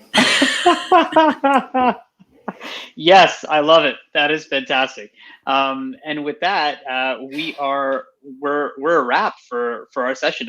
Just combing through to see if there's any questions popping up in the chat, but it doesn't look like right now they are. Are people cheering for my answers to make it all the way through? Oh, 100%. Love it's it. just, Okay. I think we've just been the most lively session. So folks are just left speechless is kind of what I'm taking from this. Alyssa's snacking. I'm cutting out. Catherine's the only professional here. And you, Megh. You forgot that I missed half the session. So yeah. It's been great. This has been great, ladies. Thanks for the time. And it's been a pleasure getting to dig deeper into each of your respective businesses. So this has been awesome. And thanks for folks for tuning in. And I guess we'll see everyone else around during the course of today. Thanks for moderating, Megh. Thanks, Megh. We'll see you later. Bye for now. Thank you guys so much. I mean, quite frankly, it keeps it lively and entertaining. I mean, it's will she make it? And and you truly can't have a virtual event without some hiccups, right? I mean, yes, we're getting there. But seriously, thank you guys so much. I mean, regardless, that was still super informative, entertaining, nonetheless, to say the least. And we're really excited to learn more about your businesses and make it longer next time. Sounds good. Thanks. Thank you. All right. So next up, we have a session which I'm going to hate myself for the pun that I wrote here. And this is going to be optimizing agriculture. And at the C100, we have a little saying that we like to use, which is grow together. And we could think of no better time to use it than now. Hence me hating myself for the pun that I self-inflicted for this session. All right. Before we meet those sectors, though, founders working in the agriculture sector. I mean, they are doing some pretty exceptional stuff. The industry has also changed quite a bit, especially over the past few months. I just want to welcome everyone who has recently joined. This is Meet the Fellows 2021. This is our 4th session, so we're just almost at the halfway mark for you to get to know the 21 exceptional Canadian founders who make up the C100 Fellows cohort. This is a part of 48 Hours, which is C100's flagship event. We are in a 20th cycle now, and this is an opportunity for you to get to all know these fellows, for fellows get to know themselves as well, and bring the C100 community together to help amplify the work that they are doing. Now, throughout the year, they will be engaging in a mentorship program. So certainly this is not the last time that you'll see them. You can tell I have a coffee next to me as I stutter over a few words. But we hope that you all get to know a little bit more about them. And if you do have questions, feel free, no matter what channel you are on, whether you're on Hopin or you're on social, please feel free to share your comments. Our panel can see what you are writing, and we'll be sure to include questions from the audience later on. Now, before we begin, want to give a big shout out to all of our foundational and corporate partners for all the hard work that you do in supporting C100's mission and these fellows who are taking part in the program. Your contribution to Canadian founders is deeply appreciated and certainly does not go unnoticed. We thank you for all of your support in advancing our mission to support, inspire, and connect Canadian entrepreneurs globally. So without further ado, I'm going to make another pun before introducing our wonderful moderator, Mark Blackwell, who will lead us through the conversation on optimizing agriculture that we can all grow together. I cringe as I say it, but I love it. All right, so Mark is a general partner at Builders VC, which focuses on helping founders modernize antiquated industries such as agriculture, healthcare, and real estate. Longtime entrepreneur, operator, and investor, Mark is an alumnus of the C100 48 Hours program back in 2013. He's the founder of GNS3 Technologies, an enterprise networking startup where Mark was the co-founder and COO and subsequently exited to SolarWinds. Prior to GNS3, Mark was an investment manager at Synovus Energy's corporate venture fund, where he led the financing in Hi-Fi Engineering and Skyonic Corporation and was the board observer for both. Mark, I can't wait to bring you up because your bio is exceptional. Mark, thank you for contributing to today's discussion and helping us have a fantastic conversation with ag tech entrepreneurs. It's such an exciting space, and we love having you every time. Awesome. Well, thank you so much for the invitation today. And it's a bit nostalgic, as you said, being back on this side of the game, having been at 48 Hours years ago with my last startup. So maybe we'll invite the entrepreneurs into this session, but before we get started, I think I want to kind of just set the stage. I think that as many are probably aware of the disruption that has taken place in agriculture over the past 18 months, 24 months. This is a $3 trillion sector that's been under tremendous threat through the pandemic as we've witnessed just how fragile certain supply chains are. You know, in the United States alone, there are 18 processing plants that went down that controlled a third of the entire pork and beef supply, which caused the U.S. to enact the Defense Production Act the first time in its history. Even we look at 2020 stats, I mean, this is why we continue to be bullish on this sector. Startups in 2020 raised $26.1 billion, which is almost 34% increase in 2019. And the craziness of the SPAC market, the public markets have also been receptive to companies in this category. In the past 3 months alone, between Benson Hill, App Harvest, Ginkgo Bioworks, and in the Canadian background, our good friends at Farmer's Edge, a number of companies have started to hit the public markets. We've also seen, you know, a big boom as per the earlier conversation today in just the voluntary carbon markets and how they're starting to affect US-based agriculture with companies like Nori, Indigo Egg, who are building kind of the future of regenerative platforms. So maybe if we can invite the panelists in, we'll kind of start the session. And I'll pass it to you two gentlemen. Maybe Louise, if you want to start, give a quick introduction in yourself, and then we'll pass it over to Robert. Yes, thank you very much, Mark. So I'm Louis, CEO and co-founder of Solum Technology. Solum is my fourth startup. I've had venture in software, telecom, AI, but I would say this time I'm proud to bring my experience and my heart in a project driven by a tech with purpose. So Solum is actually takes inspiration from nature. We have a solution that recreate, modulate, and bonify the natural sunlight through a grid of smart LED fixtures connected to a cloud platform we call Sun as a Service, basically to enable user improve quality, productivity, and well-being. Last November, we deployed our solution on over 5 acres, creating the world's largest, the most sophisticated smart lighting deployment in a greenhouse, and which enabled to distribute for the first time ever pepper grown in winter in Canada. So happy to be here, and congratulations to my fellow cohort members. Awesome. Robert. Thanks, Mark. Happy to be here as well with Louis and yourself, and thanks to C100 for giving us the opportunity today. Also have to give a plug, thrilled to be the only Atlantic Canadian startup here, calling in from Halifax, so happy to represent this region. Milk Movement, we provide actionable intelligence across the dairy supply chain through our cloud-based software. So what that means in practice is that we provide software to all players in the dairy supply chain to ensure that the decisions that are being made all the time are actually based on real and current data, not lagging data. So think of an ERP for an industry rather than for one organization is what we typically see. And so while Canada's our home, we're growing rapidly across the US right now with a goal of reaching 300 billion pounds of milk managed in the next 18 months from our current 300 million today. Awesome. Okay, Louis, maybe to you, I think the controlled environment agriculture in 2020 has just been a banner year. $929 million, 170% increase year over year. We've seen kind of mega rounds into companies like Plenty, Indigo, and then, as I said earlier, you know, App Harvest and others in the public markets. You know, despite the sea of red in the markets this week, the company posted their first quarterly earnings, and the company was up, I think, 18%. And we're seeing a lot of increased M&A activity. I think you're at the center of all this, and I'm curious, as you look at the major drivers in controlled agriculture, so you're seeing falling hardware costs, AI, automation advances in these controlled environments. I'm curious, you know, how you look at where Solum plays, how you think about tackling the market. And then I think to the previous panel, you know, thinking of life in a post-COVID environment and how it's affected your business. Well, first, it's good to see there's investment growing towards agriculture. You know, food sustainability is a fundamental challenge for us all. And when you see these investment, you got to understand, like in the next 40 years, we need to produce as much food as we did since the beginning of humanity. And for us, Solum, we're tackling that issue by totally disrupting the approach with respect to lighting.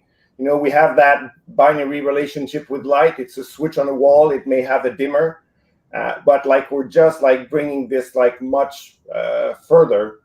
You know, lighting manufacturers are stuck in a hardware mindset.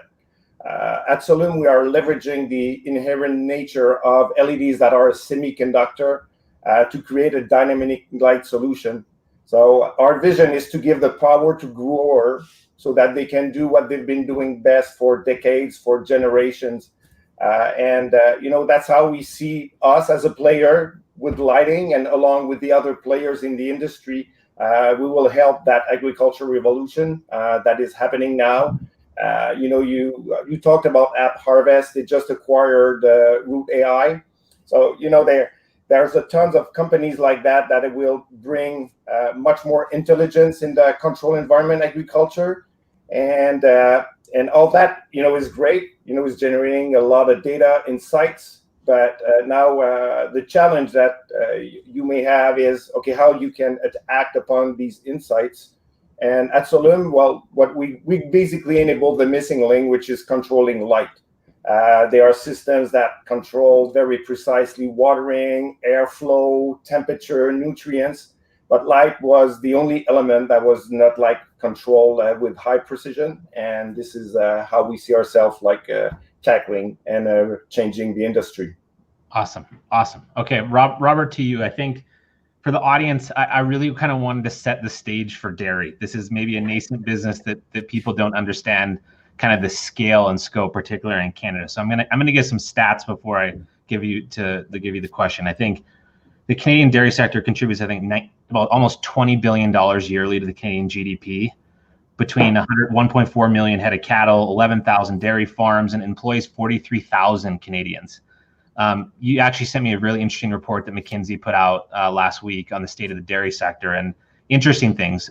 Previous panels discussed 163% increase in U.S. dairy consumers shopping online.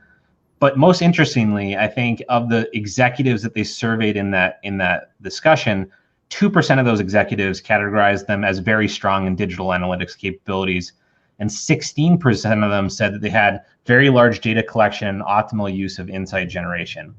That's obviously astonishing statistics when you look at the state of affairs in the sector. From your perspective, first of all, congratulations on you guys closing your $3.2 million round. I guess maybe let's contextualize the problem and where you guys fit in the supply chain. And I think one of the interesting metrics you have is raw milk under management. Let's maybe contextualize some of those pieces and really kind of dig into where you fit in the supply chain and the challenges and opportunities you guys seen this year. For sure. Yeah, there's a lot there to tackle. You're right. What I would say is it's sometimes easiest to actually follow 1 pound of milk or 1 liter of milk in Canada from the farm. The farm gets picked up on a truck, a milk truck we see around our highways and roads all the time, taken to a processing facility. So in Canada, AgroPure, Saputo, one of those. In the US, it could be General Mills, Danone, Kraft Heinz, right? And then from that point on, the data is actually pretty strong because it gets turned into the yogurt and the butter and et cetera that we use, and retail takes over from there often. So that data is pretty good. Where the data, what we call a data desert, is actually between the farmer and the processing facility, because very few have tried to take on this challenge before. And that's where we see ourselves. And so the numbers that you mentioned, the 2% and 16, are not surprising for really 2 reasons, or one main reason that we see is, unlike other supply chains that have been optimized, dairy not only needs to be optimized, it needs to be digitized first. And so we actually don't know often, when we come in with clients, they're using pen and paper to track milk routes today, right? We don't actually have the data in front of us to know where a truck is and how much milk's on that truck. So it's an uphill battle, and that's where we see ourselves, is we optimize these supply chains and then we help these organizations digitize. And so 2%, I think that's why people see there's a lot of work to do, and that's not surprising. Yeah, that's a great answer. And so maybe to the both of you, the one big question is more around business model innovation and sales. We had a company in our portfolio called Performance Livestock Analytics that we sold to Zoetis in March. The hand-to-hand combat nature of sales, and in each of your business, the ideal customer profile might be different. You're selling to large corporates or individual farmers. One of our companies would drive around with 6 packs of beer, farm to farm, sell to farmer. There's unique ways, I think, is in the agriculture space that both of you have really kind of had to adapt your sales processes, and even the sun as a service business model. This is something that we're seeing time and time again. Everything as a service, farming, weeding, spraying, milk as a service platform. Can the both of you maybe just talk about how you guys have worked on your business model innovation and thought about the process of sales, maybe taking a playbook from other sectors or areas of how you've refined your process? well, if I may start, I would say very humbly, it's one of my main goals with the C100 is to improve that part. It's from the fixture side, like it's the fixture that we created is now a commodity. We can manufacture thousands of them. It's being totally outsourced. Agriculture is a very traditional industry. It's a challenge. So first learning is, we rapidly had success with different type of first learning. We had a lot of success with different type of crop, but it's for a grower, it's they need to see it at scale. So that was the first thing that we had to achieve last year. So that's the large deployments, and that triggered like interest and from our potential customers. But then the other element is they are very crop specific. So now it's the success we have with pepper. They are still skeptic whether it's going to work with other crops. So on that front, we need to adjust. But there's a technology revolution coming, and I think we're looking at growers that are forward thinker, that understand that their industry is changing. So that's the phase we're in, finding the people that have the right mindsets, and as we're doing it, creating. So our channel in the short term, it's about creating a footprint for our solution, and then building value with the platform, with partnership with research center and universities. We're just like shipping lights to these scientists so that they can find new things that they could not even dream before because they didn't have like the means to do that type of research. And then they will be able to publish these recipes on our platform that then becomes automatically available to some growers. So I think we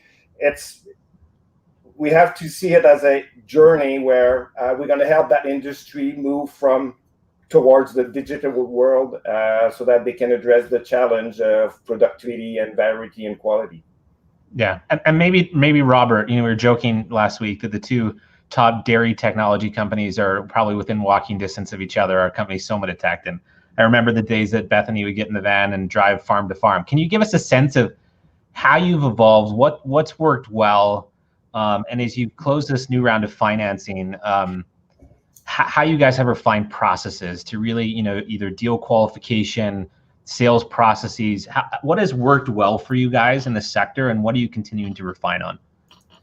Yeah, I think we are a little bit more, I shouldn't say fortunate, but we have it a bit easier than Bethany at Soma in a way, because we don't sell at the farm level, we sell at the cooperative or the processor level. So we make we bring on one client and we get all 1,000 farms. But that being said, it has its own challenges. And I think, Louise, some of the words you used were relationships and trust and the journey. And that's what we've learned is we've tried to growth hack the sales cycle, right? It's 6 to 8 months. A good sales cycle. We've tried to throw all the latest and greatest ideas and technologies at our sales process. What we've learned is it's relationships at the end of the day. So we're trying to move this industry forward, absolutely. But our sales process is just building relationships, building trust, and bringing clients along with this journey. And that takes time. And we're less concerned about speeding that up now, and more so concerned about just building long-term processes. So we don't have it all figured out, but I'd say that's our thinking has changed in the last few months. And let's stop trying to drive down these sales cycles. Let's just try to build lifelong partnerships with these clients. Yeah. And so maybe to the both of you, lessons learned in the past 18 months. I opened up the conversation today talking about just how fragile supply chain, both of you play at the intersection of very interesting supply chains, that sometimes as regular consumers, we have not the nuance to what goes into from dairy farm to delivery into end product, what goes into that whole process. I guess from both of your perspectives, has COVID been an accelerant, from the conversations that you've had around the urgency on the fractured supply chains and your ability to assist in that? And then I guess what challenges are you guys have arisen through this environment as you've had conversations with customers, employees? I'm just curious to think about has this been an accelerant for both your organizations, and what's the change in the narrative? It's been in two ways. For consumer, definitely, I think, I receive and my team, we receive a lot of echo because of the nature of what we're doing that will enable to grow more locally. It's also like accelerated the importance for the governments also to enable that and facilitate the adoption of new technologies. But then the real impact for us as a business with our customers, the growers, I think we're going to see it more towards like next year and the following one, as these things take sometimes like to put in to get in place. At the end of the day, they understand the need, but they are the ones that are making the investments. And then it comes back to what Rob was saying. It's building relationship and trust and making sure we are there for the long term. Yeah. Awesome. I think for us, COVID is, I would say it's shone a light on things. So we were, quietly or maybe trying to loudly with a small audience say that dairy supply chains are fragile. They're fragile. This cannot sustain. And I'll never forget the day. It was very soon after March 2020 when Beth Ford came on MSNBC, the CEO of Land O'Lakes, and she said, "We're in trouble. Our supply chain is not ready for this. Butter's not on shelves, and we don't know how to get it there." And we were cheering in the office, like, yes, the highest of the high are listening. And so, I mean, if you look at our sales cycle and our pipeline now and the meetings we have all of those groups now. They're taking our calls, they're taking our meetings. And so that's a culmination of a few things, but I think finally people realize, yes, it's time, which is very nice. The other side of things is though, we are fundamentally changing these organizations, and that's tough. So it's a long journey to get there, not even to get the sale, but then to implement. So there's a lot of work to do, but I would say the success right now is that people know it has to happen. Yeah. Yeah, great answers. And one thing that maybe we haven't talked about in any of the sessions previous is talent. I'm curious, the both of you have very unique value propositions that are heavily driven by, value-based organizations. In this environment, talent. What has it been in your experience in the past year? Both of you have closed rounds. Both of you have been scaling and adding people. What has your experience been in attracting individuals to your company? And unique tactics that the both of you have taken to find good talent? It's been quite interesting. So we doubled the team in the pandemic times, doing interviews on Zoom, and what's been interesting. I think even the people we are hiring, they are looking to work in companies that have a purpose. So I would say that's what it's tough to find the right talents, but in the space we are, we had people that are coming our way because they want to be part of a solution and something that will have an impact. Robert. Yeah, I think we're fortunate now in a way that we are so virtual. We take a regional approach. So we know Atlantic Canadians are really good at development and tech. And so we have a hub here, maybe not so good at sales, just naturally what happens, right? And so now we look to Waterloo or Toronto or the Bay Area for sales talent. And we're kind of clustering our talent regionally based on what we really think is strong there. And it's working for us so far. Not a ton of ag tech and farm tech in Canada, frankly, and then east of Toronto. So we go to Minnesota for that and Minneapolis for that. And I think it's working for us. And I think it's, the virtual world allows us to do that. Yeah, awesome. We have 2 minutes left. So 2 final questions. Both of you just recently closed rounds. Both of you have been actively pitching to customers. This to the previous panel around defensible ROI. And I'm curious from the conversation that you've had around, we always talk about TAM. How do you both think about that, and maybe just quick lessons learned as you both have gone through the fundraising process to think about, what the next evolution of your businesses look like, and distinguishable ROI and defensible moats that both of you have had to create and defend? So for us, like it's creating accelerate the install base, the footprint. So like now we're rounding up a quick financing to support our working capital as we're achieving that. And once that's going to be done, for me, that would be the opportunity to step back and start to look at the best strategy to accelerate my growth. Solum has the chance to have a big market locally. There are hundreds of hectares of greenhouses in Canada. that is my first addressable market. But I need to think how I can tackle the tens of thousands of hectares of greenhouses worldwide, and accelerate my growth. So that's my big thinking process now. Yep, good answer, Robert. For us, it's proving traction, and I think it's, you know, if you've gone through Techstars or been a part of that world, you know, it's what's your path to $1 billion, and you may see the path to 100 million, but not to $1 billion, and that was really, you know, a long, important exercise for us to do. And really, that path to $1 billion for us is spreading out start to finish in the dairy supply chain. But then, so we've proven that. We've proven working with a few key players, but now it's actually end to end before we get to Series A. So how do we prove out that, yes, we have an angle at every player in the supply chain, and then we can actually prove those relationships? That's the challenge, but that's what we're trying to do. Brilliant. Okay, final question. We have 1 minute. I've been in both of your shoes years ago. I mean, you have an amazing audience in front of you. You have peer-to-peer networking with some fantastic CEOs. What would be the biggest ask the two of you have today as you look at the audience and network within C100?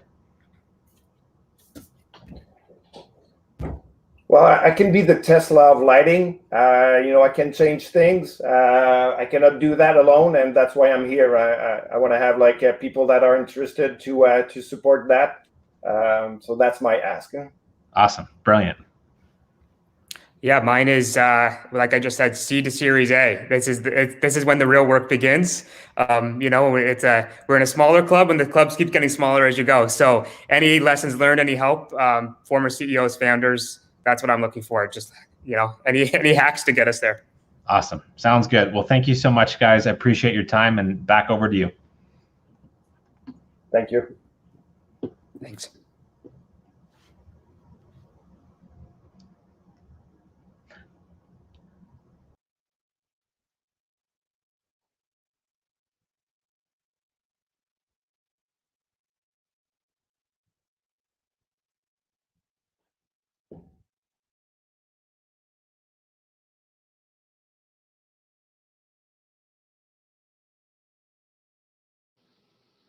Hey, I think we've got a quick mic problem here. I think you might be muted, Lauren. I am muted. Thank you so much. This is now, like, again, wouldn't be a live event if, man, I had a great pun there as well. That's too bad. We'll do the double take here. Sorry, guys. Okay, let's hear it as I'm getting a message about it. I was just saying in the most cringeworthy fashion, what a dairy interesting session. So thank you guys all.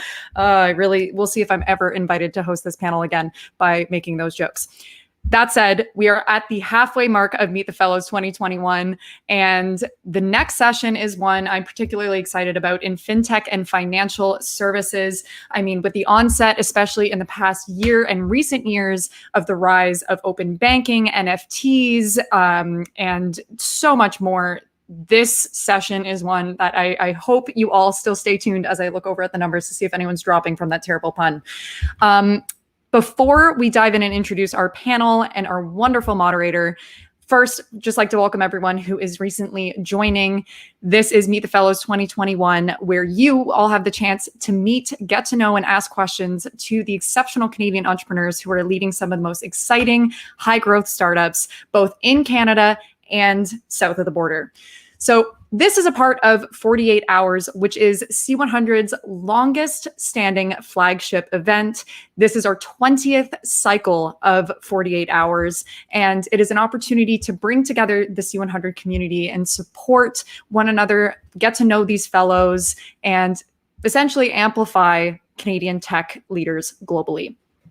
Now, before we dive into the session, we want to give a very special shout out and thank you to our wonderful foundational and corporate members.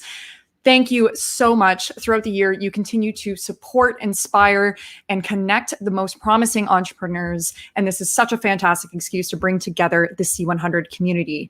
Now, we hope throughout this event that you all get to connect with one another and learn from one another, essentially. All right, so let's get started.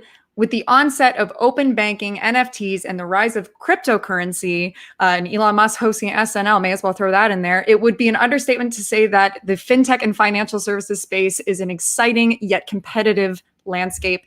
And not to mention, This was such a competitive year for our fellows that it feels a little cliche to say that these are companies to watch, but we truly feel that way about these next founders and their startups. I will let them introduce themselves, but first, our moderator, Chris O'Neill, a purpose-driven investor and technology leader with over 20 years of experience, including general management of some of the world's most beloved brands, such as Google, HSBC, and Evernote, the Gap, where he serves on the board of directors. He's a partner at Portage Ventures, the venture capital arm of Sagard Holdings, a multi-strategy global alternative investment platform. Prior to Portage, Chris was CEO, president, and chairman of Evernote, where he orchestrated its successful turnaround. As an angel investor, he focuses on exceptional Canadian entrepreneurs building enduring companies like Ritual, Relay, who's been acquired by Kik, Layer 6, acquired by TD Bank, and Helpful, acquired by Shopify. Chris, without further ado, welcome to Meet the Fellows 2021. Thanks for being here. Thank you so much, Lauren, for that kind introduction and a great pun. I'm a punster, but I will not subject people to it. I got some kids for that, but I'm thrilled to be here. Greetings to the C100 community, 48 hours participants, and depressed crypto traders. I'm sorry, is it too soon? Yes, I think it might be. I'm Chris, as Lauren mentioned. I'll be your cruise director for the rest of this 29.5 minutes left. I actually shared a bit of my background. I'll give you a little bit of just the Canadian flavor there, born and raised in Toronto. My parents had a Canadian Tire store, so I pretended to work on the floor of my Canadian Tire store. I got my start in fintech by counting the coupons. They no longer exist anymore, so I'm dating myself. I'm an oddball in my family because I'm not in retail. I pursued a career in tech and have been in and out of the Valley for about 20 years or so, including some of the things that Lauren said. And about a year or so ago, joined the dark side, switched to the other side of the table, and I'm doing late stage investing for Portage and really enjoying that switch of perspectives. And as I said, I love angel investing and advising companies, and I always try to prioritize Canadian companies or Canadian roots. So really we're in for a treat today because we've got three fantastic founders and entrepreneurs who are really doing some pretty incredible things at the beginning of a really awesome renaissance or just a thriving period for Canada. So I'm going to briefly introduce them and then ask them to share a little bit about their company and themselves.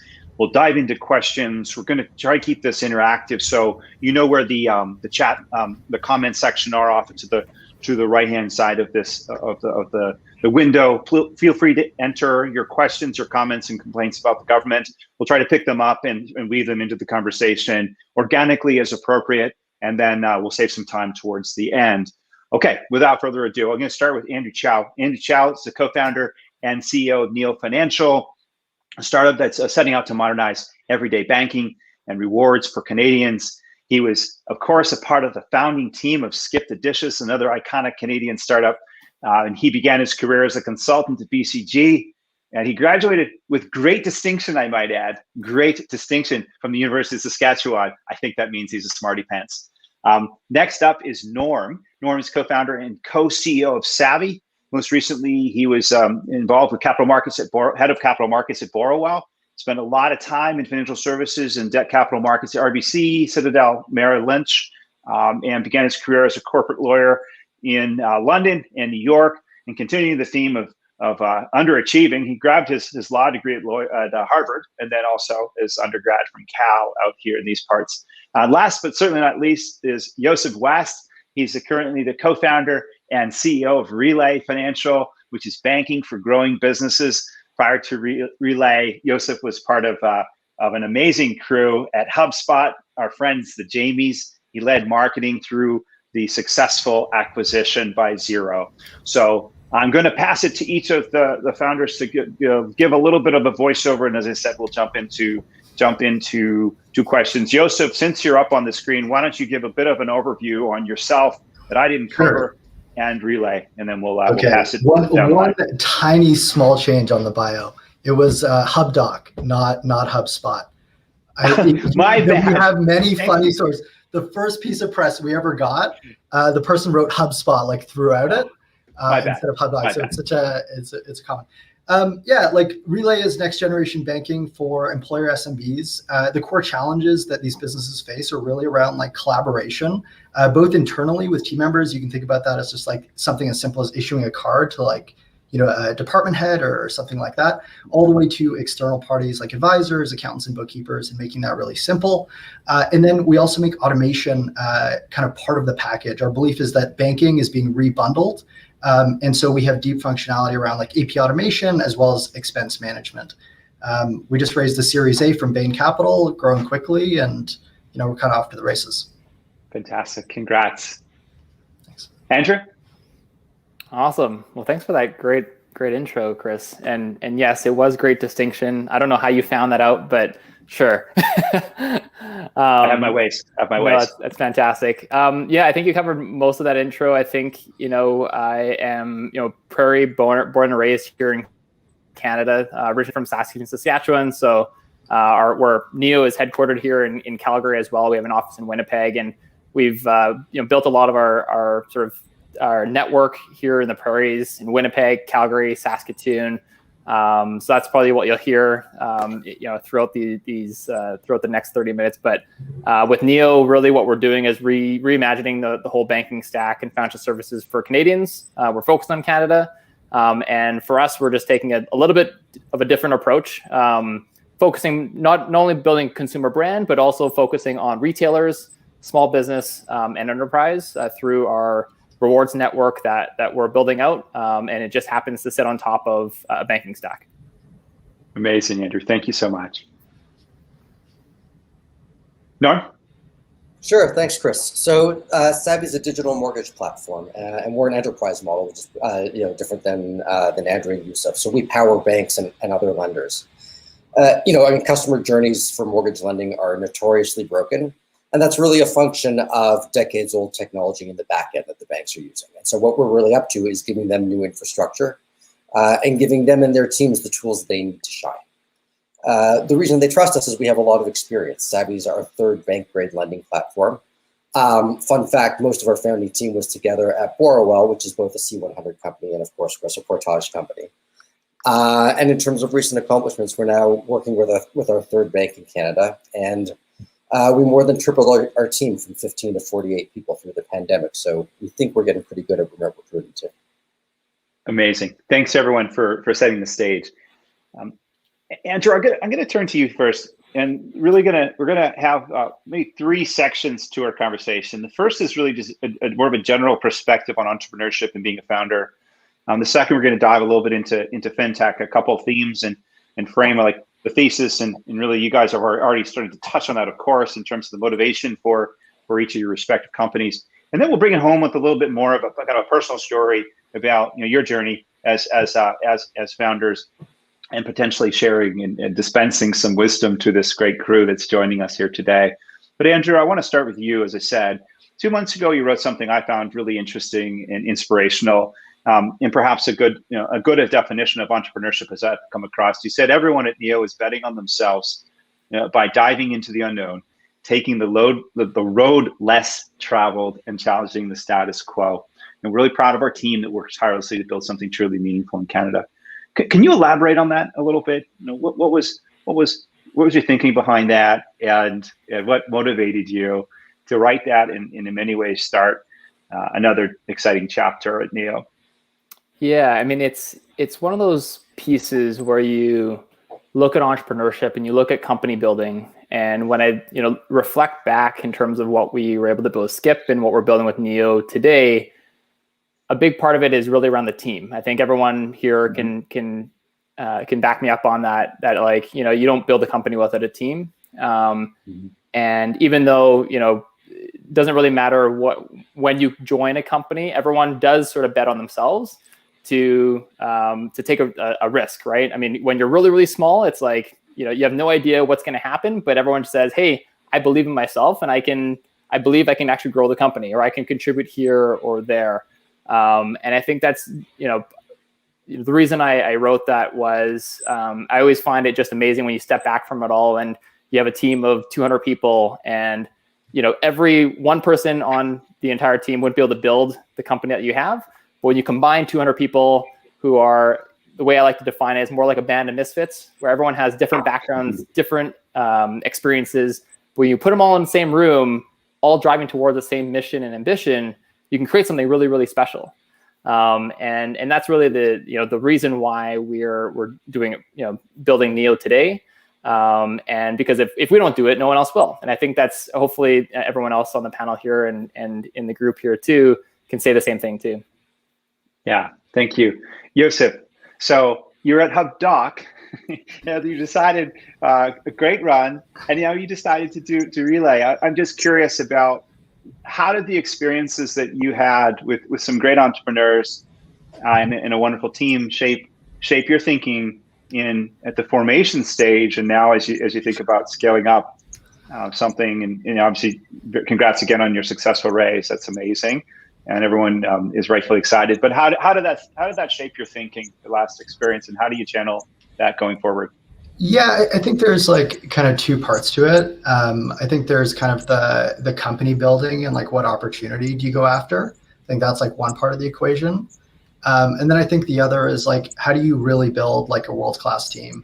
And how do you build a world-class culture? Going through that experience of like, I remember starting to work with the James, I was like third employee and we had, nothing.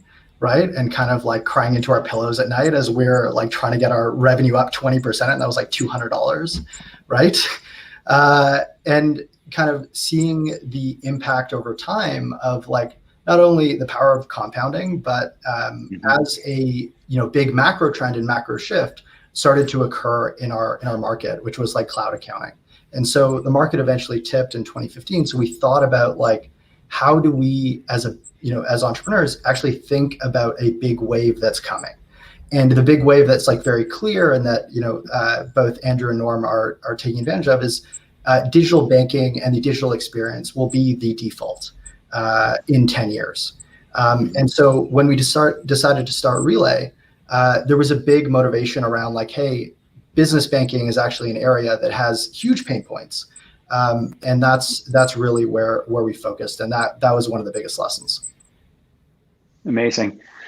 Both of you have touched on team, and I love the expression, I believe it was Vinod Khosla that said, the team you build is the company you built, right? Or vice versa. I mean, so I'm curious about how you're going about it in the early days when that's really all you have, right? In addition to the problem you're aiming to solve, like how have you thought about it in light of home field advantage in Canada, right? Access to great talent. How have you thought about key hires? I'll just open, actually maybe just open this up to you, maybe Norm to start, and if others want to chime in with others, that would be fantastic. But talk to me about your team and any other maybe counterintuitive things that you found helpful in hiring in Canada. Sure, and in some ways we've got a very unusual story. We've got a team that's been together really at its core for a decade. So my co-founder Sal, as well as Craig and Alvina, they worked together at Paradigm Quest, which is a great Canadian player that no one's ever heard of in the mortgage space a decade ago. They were the founding tech team of Borwell, and they're really on a mission. They are on a mission on lending technology, and Sal in particular sets a really warm tone from the top that has led people to follow him from one banner to the next. That's certainly made our lives easier. Incredibly, we were really worried when we had to switch to remote work as to whether that warmth would still cascade through the organization, and it takes work, but it can.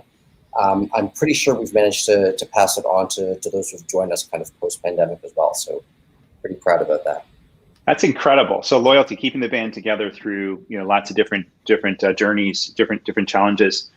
Andrew, I remember Josh sharing some amazing stories about some resourcefulness. You guys brought in something like 87 Brazilians to work in Winnipeg, which is just amazing, right? So like, have you? I mean, you can talk about that as an idea, but how have you been resourceful at a time when the battle for talent, in all markets, especially Canada, is heating up? How have you thought about it? Any creative hacks or any mindsets or approaches that you found to be useful?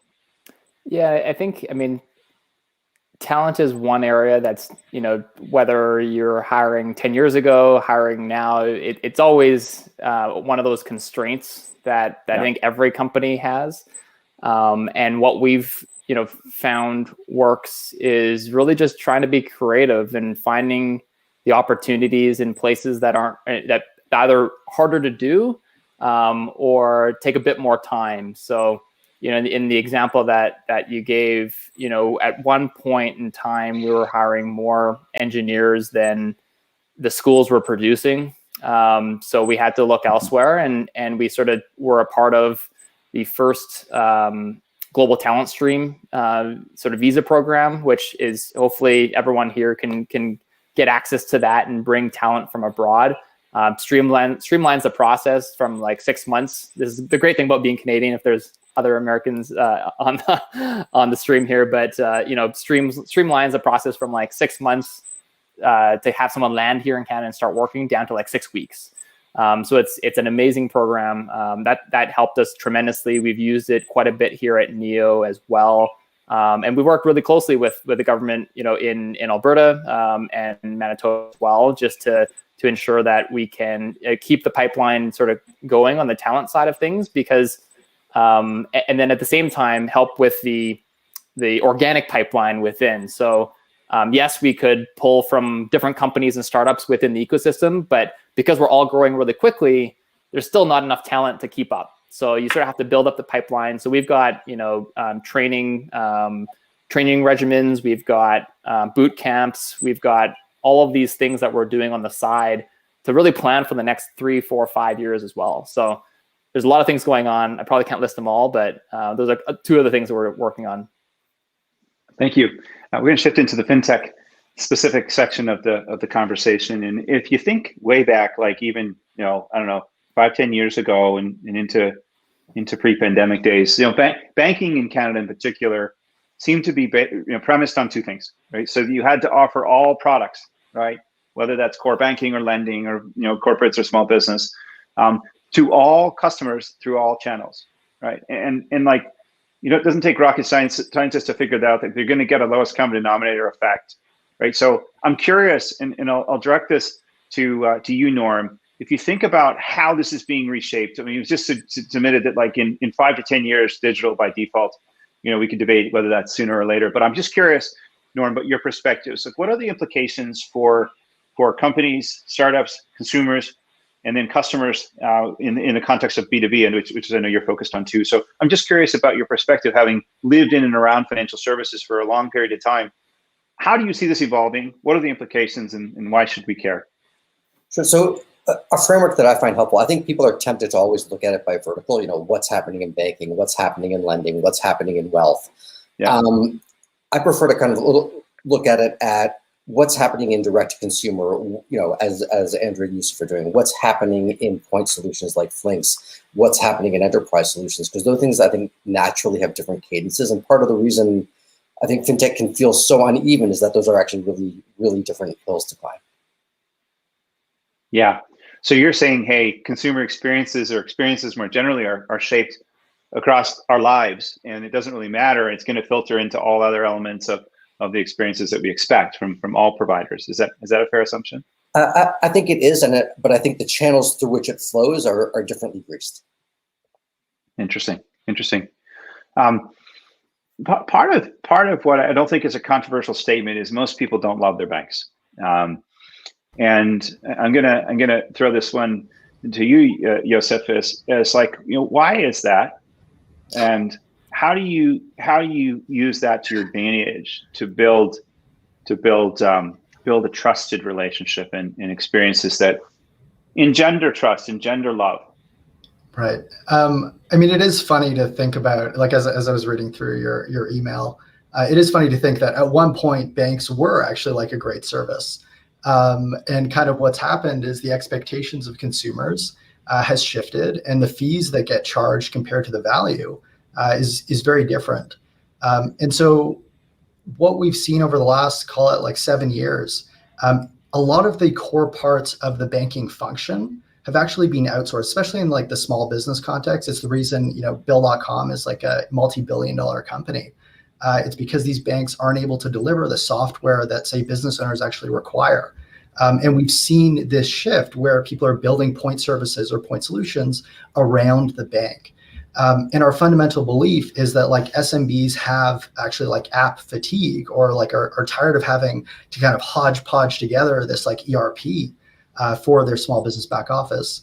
And the value that can actually be provided now that like kind of the banking layer has been commoditized is to build software that delivers a lot of value. And so, one of the core services that we provide is centralizing not only kind of multi-tenant banking or multi-user banking, but also like integrating accounts payable automation. So you can actually centralize all your bills, you can set up financial controls. And that is kind of like, in our view, the future. It's that mesh between software and banking. And just, the big banks, as much as they might try, and they're good people there, it's pretty hard for them to kind of find software DNA late in life. Yeah. Wouldn't they say, if I put my banker hat on, I was one for like about a year before someone had to die or retire before I got a promotion. So I was like, I think it might be time for me to move on. But they would say regulatory, right? Oh, we're regulated to death, and I that's what they would say as part of the solution. But I'm just curious for the audience, for the panel, anyone who's interested, take this one. How do you navigate that, right? So oftentimes there's the fintech, there's the fin part of fintech, and there's a tech part. And I've seen companies like Lending Club as one example that seem to think that the regular gravity didn't apply, right? That they're just a tech company and therefore they don't have to kind of adhere to the financial regulatory framework. I'm just curious as to how you think about that, because I know that's what the banks say. We're hemmed in by all this regulatory stuff that these other companies don't have to deal with.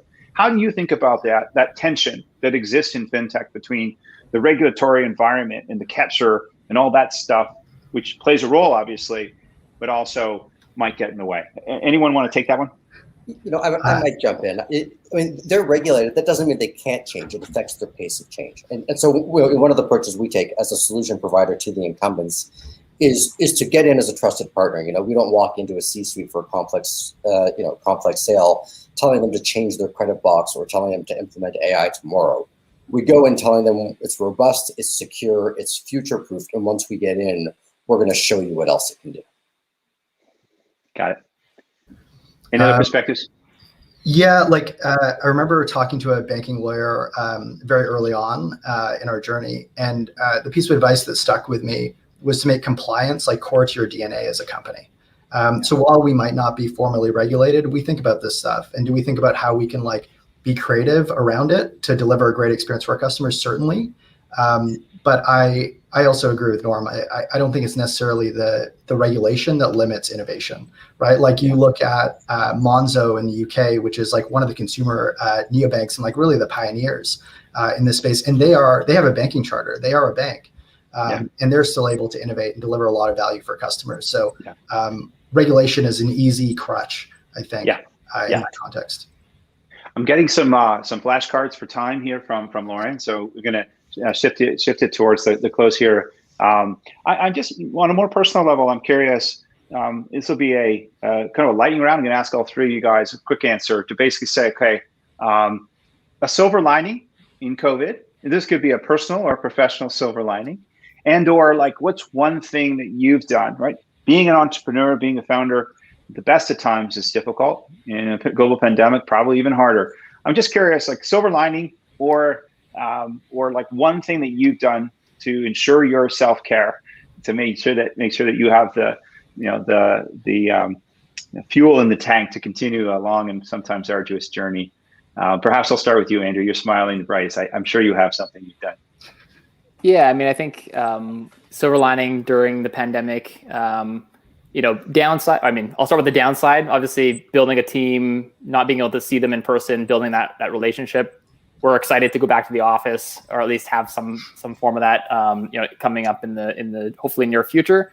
Silver lining of that, we sort of grew our family this year, so I was able to spend a bit more time being able to see new baby around. So congratulations. Pretty unique in that way, and probably not that often you can do that. So that's sort of my silver lining, which enabled a bit more balance, if that makes sense, while still probably still worked a lot more, but yeah, that's probably my silver lining. Okay, that's a tough act to follow. Who wants to follow the silver lining of a baby? Go ahead, Joseph. Yeah, that is a tough one. I think it was not even just a baby. It was like, yeah, we grew the team. Like, I miss everyone. Yeah, what was the silver lining? I mean, going into thinking about March 2020, I think we all thought the world was going to burn, right?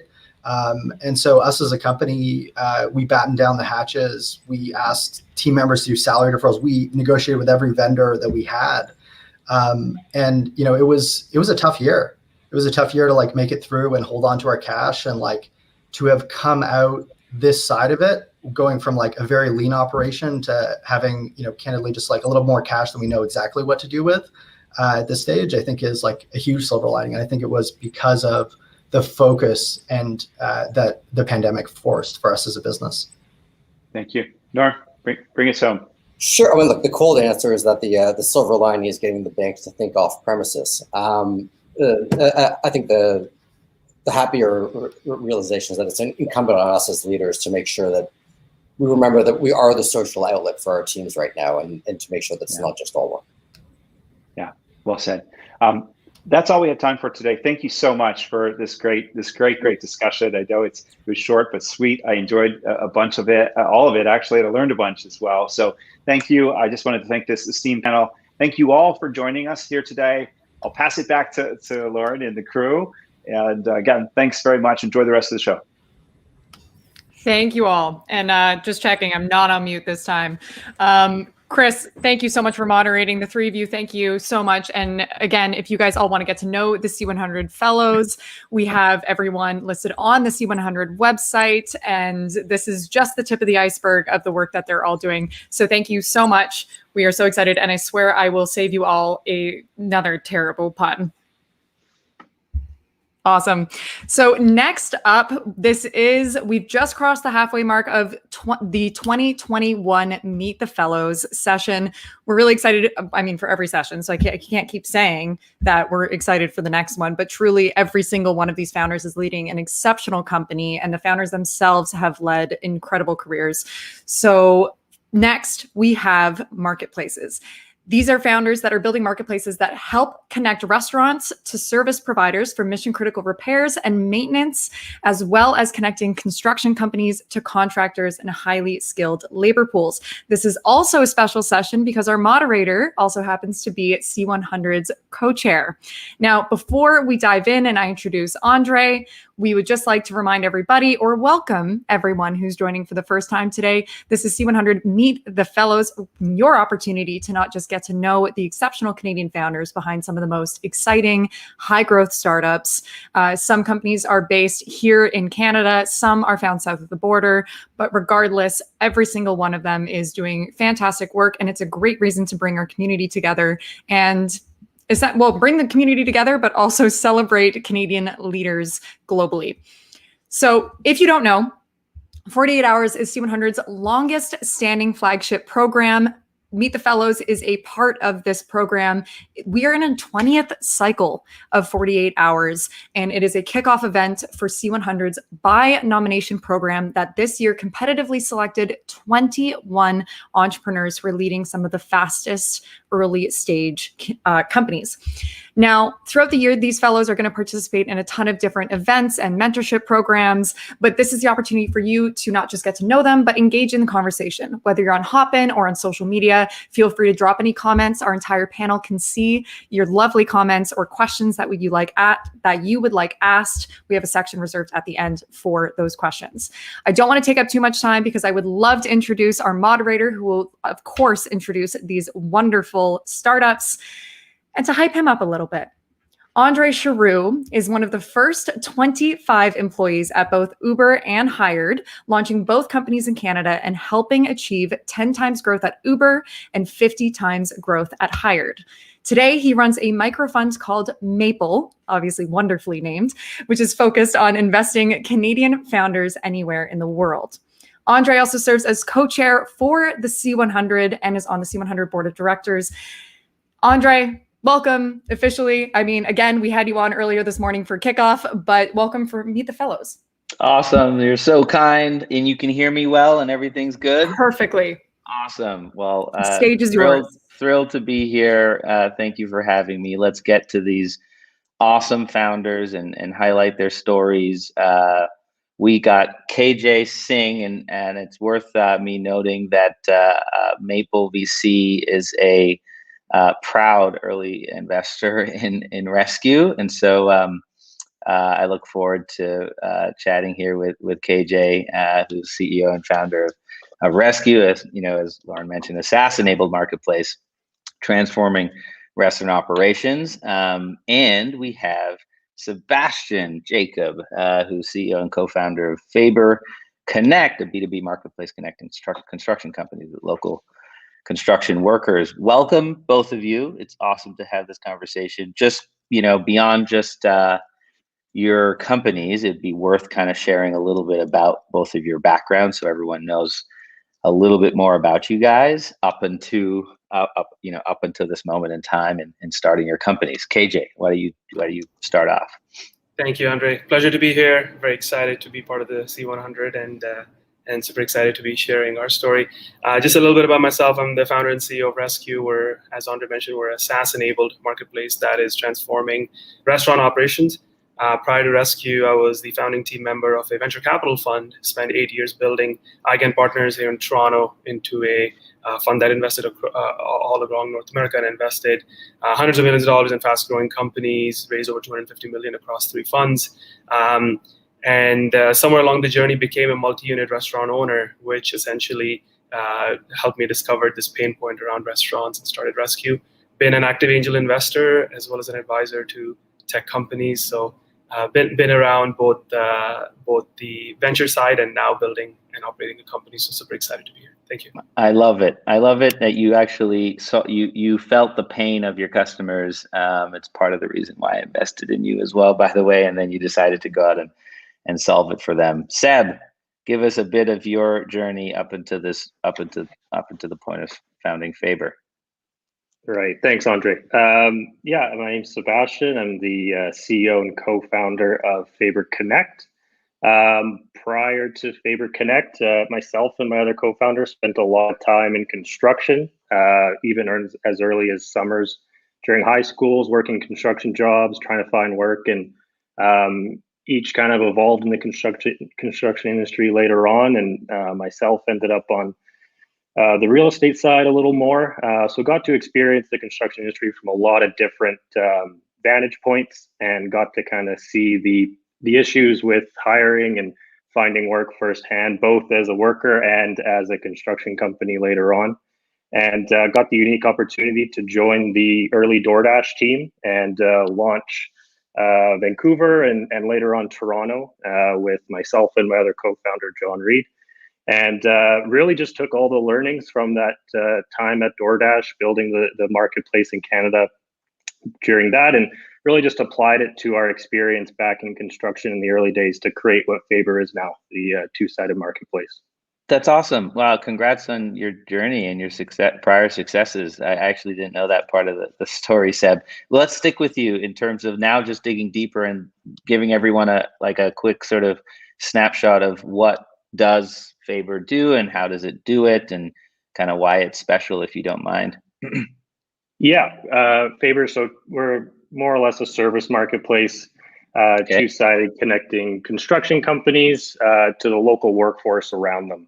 So most of our clients are building larger commercial projects or larger scale multi-residential projects and are in need of workers on demand. So they use our app to request workers for anywhere from a week to 6 months. And our app uses a variety of different data points in our matching algorithm to then surface the best quality candidates that can start as soon as next morning. And being a service marketplace, we obviously go beyond that connection and then go on to manage all the payroll, compliance, insurance, all that super fun back office stuff in the back end for that client. Got it. And then lastly, where are you at in terms of the size of the company and the traction, and maybe if you can share, the stage that you're at the moment? Yeah, we're founded in Vancouver and just started to get into the US right now. So we just launched our third market this year. And coming right into our kind of Series A phase, ready to take on a more national expansion across the U.S., starting with the southern states. Awesome, man! Congrats, exciting. KJ, you give everyone the story on how Rescue does what it does for the restaurant space. Yeah, absolutely. So if I was to just sort of put it in layman terms, when we go to restaurants, McDonald's is actually a great example of this. If you remember the last time you tried to get a ice cream at McDonald's McFlurry, for example, you probably experienced that the ice cream machine wasn't working and they couldn't. So true. It's so true. It happens a lot. And even if you go to sit-down restaurants, you sometimes don't find certain certain menu items on the menu.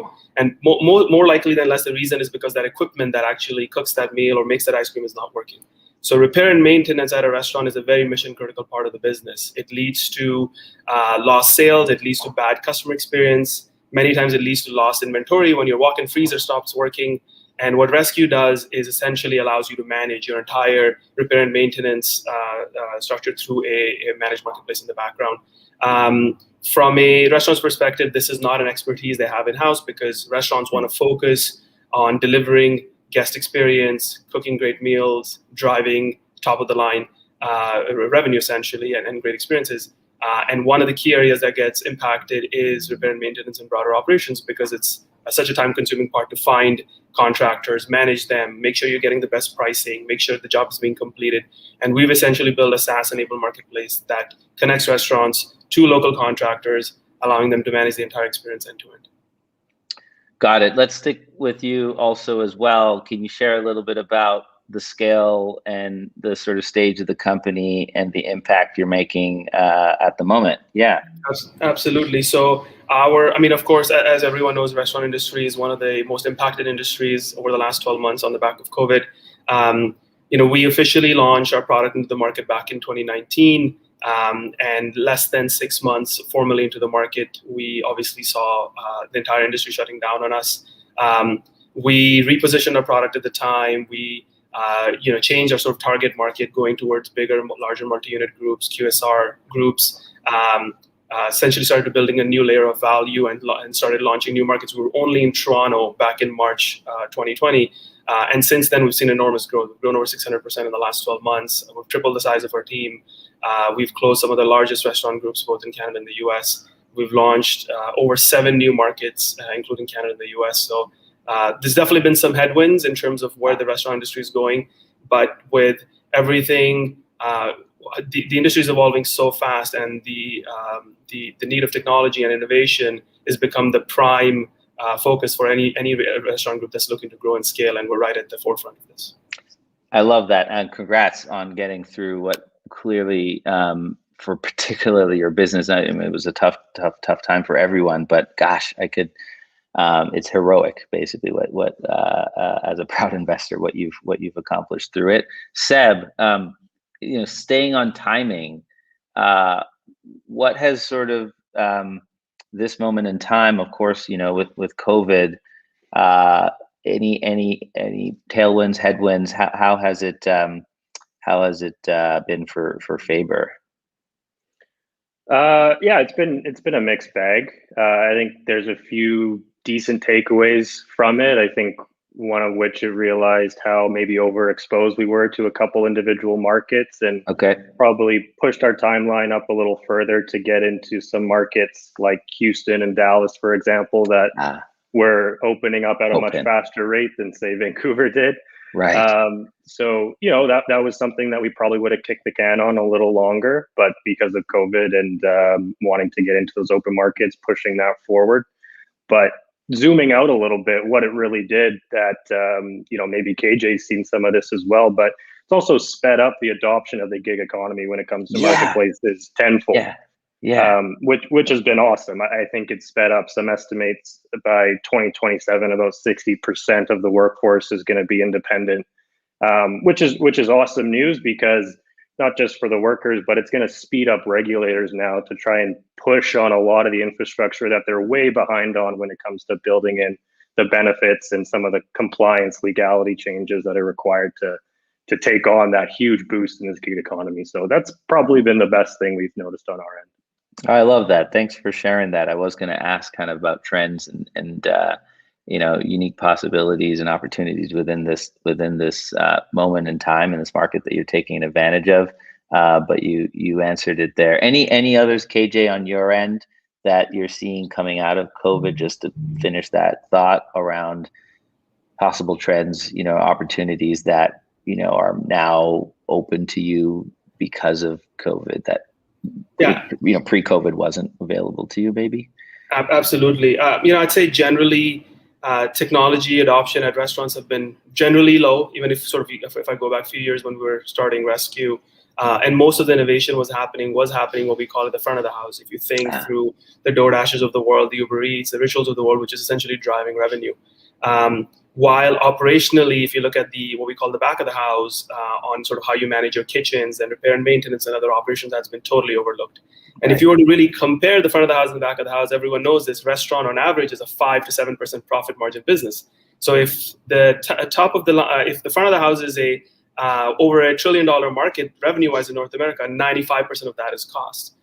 So the back of the house has been largely overlooked, and what we're seeing in the last 12 months is a faster adoption of technology. I think everyone's realizing that technology is not just a nice to have, it is an absolute need in terms of accelerating their growth and being able to really manage cost and manage operations. And we've seen that with not just smaller group, not just largest group, but groups, but smaller groups as well. And that is some sort of strong tailwinds that we're seeing in terms of industry shift. From our perspective, we had a similar scenario as well. That, back in March 2020, we were just in Toronto, literally the GTA, and we were 100% concentrated on whatever was happening here in Toronto. But one of the key muscles that we were building and had to build much faster is how we launch new markets, how we build and scale both of the demand and the supply side. So from there, in a matter of, I believe, 90 days after COVID hit us, we launched BC. A few months later, we launched Alberta. A few months later, we launched Saskatchewan and sort of other Canadian markets. And then early this year, we launched 4 different states in the US. So it's helped us accelerate faster. It has helped us build muscles that we didn't have. And a lot of the credit, in fact, all the credit goes to the team. The way the entire team has navigated through what I call the toughest era that the industry has faced has absolutely been amazing to watch. So. That's awesome. Switching gears a little bit on just from an educational standpoint, I wanted to ask a question around these various types of marketplaces that are popping up these days. I was fortunate to do another panel discussion with some experts in the space from Sarah Tavel at Benchmark, Angela Tran at Version 1, Pete Flint at NFX. And, you mentioned KJ Rescue in the introduction. There's a SaaS market, enabled marketplace. Sab with Faber, you're a service marketplace. There's managed marketplaces. I've heard of API marketplaces. Give us a bit of an education really quickly. Why is it KJ, let's maybe start with you. Why and how is it a SaaS enabled marketplace? Just kind of break that down and maybe even give some thoughts around how you're innovating around what just like a core marketplace does, which just connects supply and demand. But there's so many other things that people are beginning to layer in. And I happen to know you're doing some interesting things at absolutely. Rescue, if you can share. Absolutely. So I'll go back maybe just pre-COVID. We actually started off as a pure marketplace, which is, local independent restaurants need something done for repair and maintenance. They need a plumber, for example. We had a plumber on the network. We would connect them, let them sort of negotiate directly, and all the transactions would go through us. Very simple marketplace, mobile first, simple sort of technology platform.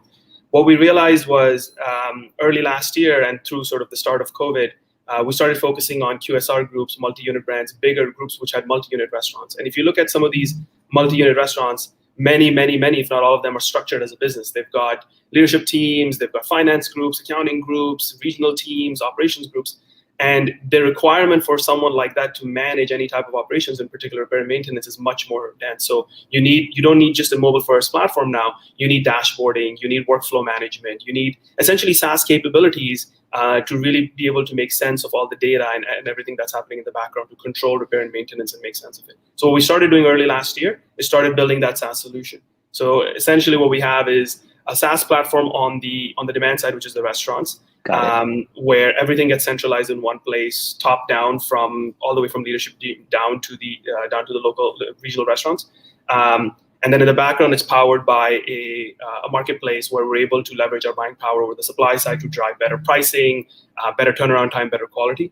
And we're actually now building SaaS solutions even for the supply side of the market, because they require tools to manage their businesses and do payments and accounting work, and things along those lines. One of the things that we are starting to build out now is embedded finance functionality. So we're realizing that on the supply side, the nature of this market has been net payment, 30-day payments, and not a lot of lending programs in place, and not a lot of financial or banking infrastructure that they have, which us being fortunate as tech entrepreneurs, we have access to because of the nature of the venture capital market and the amount of funding we have. Unfortunately, this sort of skilled labor economy does not have access to all these values and all these products. So we're starting to build that by providing them faster payments and providing them lending programs, and essentially building the depth on the supply side as well. And one of the key things I should mention is— Seb, bring us home. Oh, yes. Sorry, finish. Sorry. Go ahead. One of the things I should mention as a last point is we're essentially connecting labor between demand and supply, but we're doing the area we're starting to tap into is now starting to build a marketplace around parts and equipment, because that's kind of the next layers of the marketplace that we want to go after. We believe we can become that end-to-end solution in the background through a SaaS platform powered by a marketplace of different types of services. Got it. I know time check, but Seb, bring us home regarding service marketplaces, and you also alluded to the back office functions that you were also helping on the construction side as well. So I wonder how you view sort of innovating on just the basic marketplace of supply and demand. Yeah, I think a lot very similar to KJ. I think every marketplace kind of starts very standard, just connecting the two parties and kind of leaving it at that. And we had brick and mortar competitors in the market prior to us, staffing firms, right, who make the connection, and that's essentially it. And what we want to do with our marketplace, being a service marketplace, is over time continue to add on service layers and service products that go to touch on every single next step in that transaction process between just the initial connection of demand and supply. So, some super quick examples, right after we connect the demand and supply of the worker and construction company, our marketplace doesn't stop there. It goes on to then, handle all the hour logging of that experience and work in cost coding during that hour logging process. And then further from that goes into the, payroll process of just dealing with all the compliance, workers' comp, general liability, all that stuff in the back end, so that the customer just has this super simple, essentially, one-stop shop for supply management on the platform, where they can kind of come in and instead of doing bits and pieces on the platform and then having to go on their back office and deal with the rest, ideally over time that entire process is brought onto the marketplace and handled on the platform. It's awesome. Thanks for sharing that. Lauren, you tell me. I could keep going for days with these two. I could go, and uncover more about their businesses. I love marketplace businesses, so this is fun. Thank you, KJ. Thank you, Seb. This has been awesome chatting. I know it's been short, but fun. So thank you. No, and thank you all. That's exactly why we're just going to have to do more of these and make them a little bit longer. True. But seriously, thank you all so much for joining. Really, really excited. Appreciate it. Thank you, Lauren. Thank you. Fantastic. Cheers. All right, we are going to roll right into our next session here for Meet the Fellows. This is our second last session of the day. If you're still tuning in, thank you so much. If you're just getting here, this is Meet the Fellows 2021, your opportunity to get to know the exceptional Canadian founders who make up the C100 Fellows cohort. This is a part of 48 Hours, a flagship program at the C100. And without further ado, rather than introducing these founders who are doing some pretty cool work in specifically addressing changes in consumer market in a small focus, and it's not everything they do, but we're calling this segment Gen Z, the generational shift, highlighting that changing consumer behavior. But without further ado, I would love to welcome our moderator, Darcy Kulikin. Now, Darcy is a partner on the investment team at Andreessen Horowitz, where he focuses on marketplaces, social networks, and consumer technology companies. Prior to his time at Andreessen Horowitz, he co-founded Frank, a social lending platform that used behavioral economics to make it easy to lend and borrow money with friends and family. Darcy, thank you so much for helping us lead this conversation in what is, in my opinion, a very exciting sector with how much Gen Z is, quite frankly, changing a lot of consumer behavior. Awesome. Well, thank you for having me. I'm excited. We are too. All right, floor is yours. Okay, awesome. Well, very excited to be here to have the opportunity to talk about kind of the exciting, interesting, unique, sometimes confusing, sometimes mysterious, but I guess ever more increasingly important topic of Gen Z and the generational shift taking place. We've got two amazing founders, Kim and Nadia, with us today, who are going to help unpack everything and help us learn. And hopefully we're going to have some time for Q&A at the end. So feel free to drop questions into the comment section, and hopefully we'll get to some of that at the end. As was mentioned, I'm a partner at A16Z, focusing on kind of marketplaces like Airbnb and Silo, new social products like Clubhouse, and kind of new media platforms like Substack. And really excited to be part of the C100 ecosystem and helping build out Canadian tech, both back home and here in the Bay Area where I am. I'm originally from Toronto, which probably isn't that unique, but yeah, I'm waiting for the Leafs to disappoint me again this year. So just waiting for that one in the next week.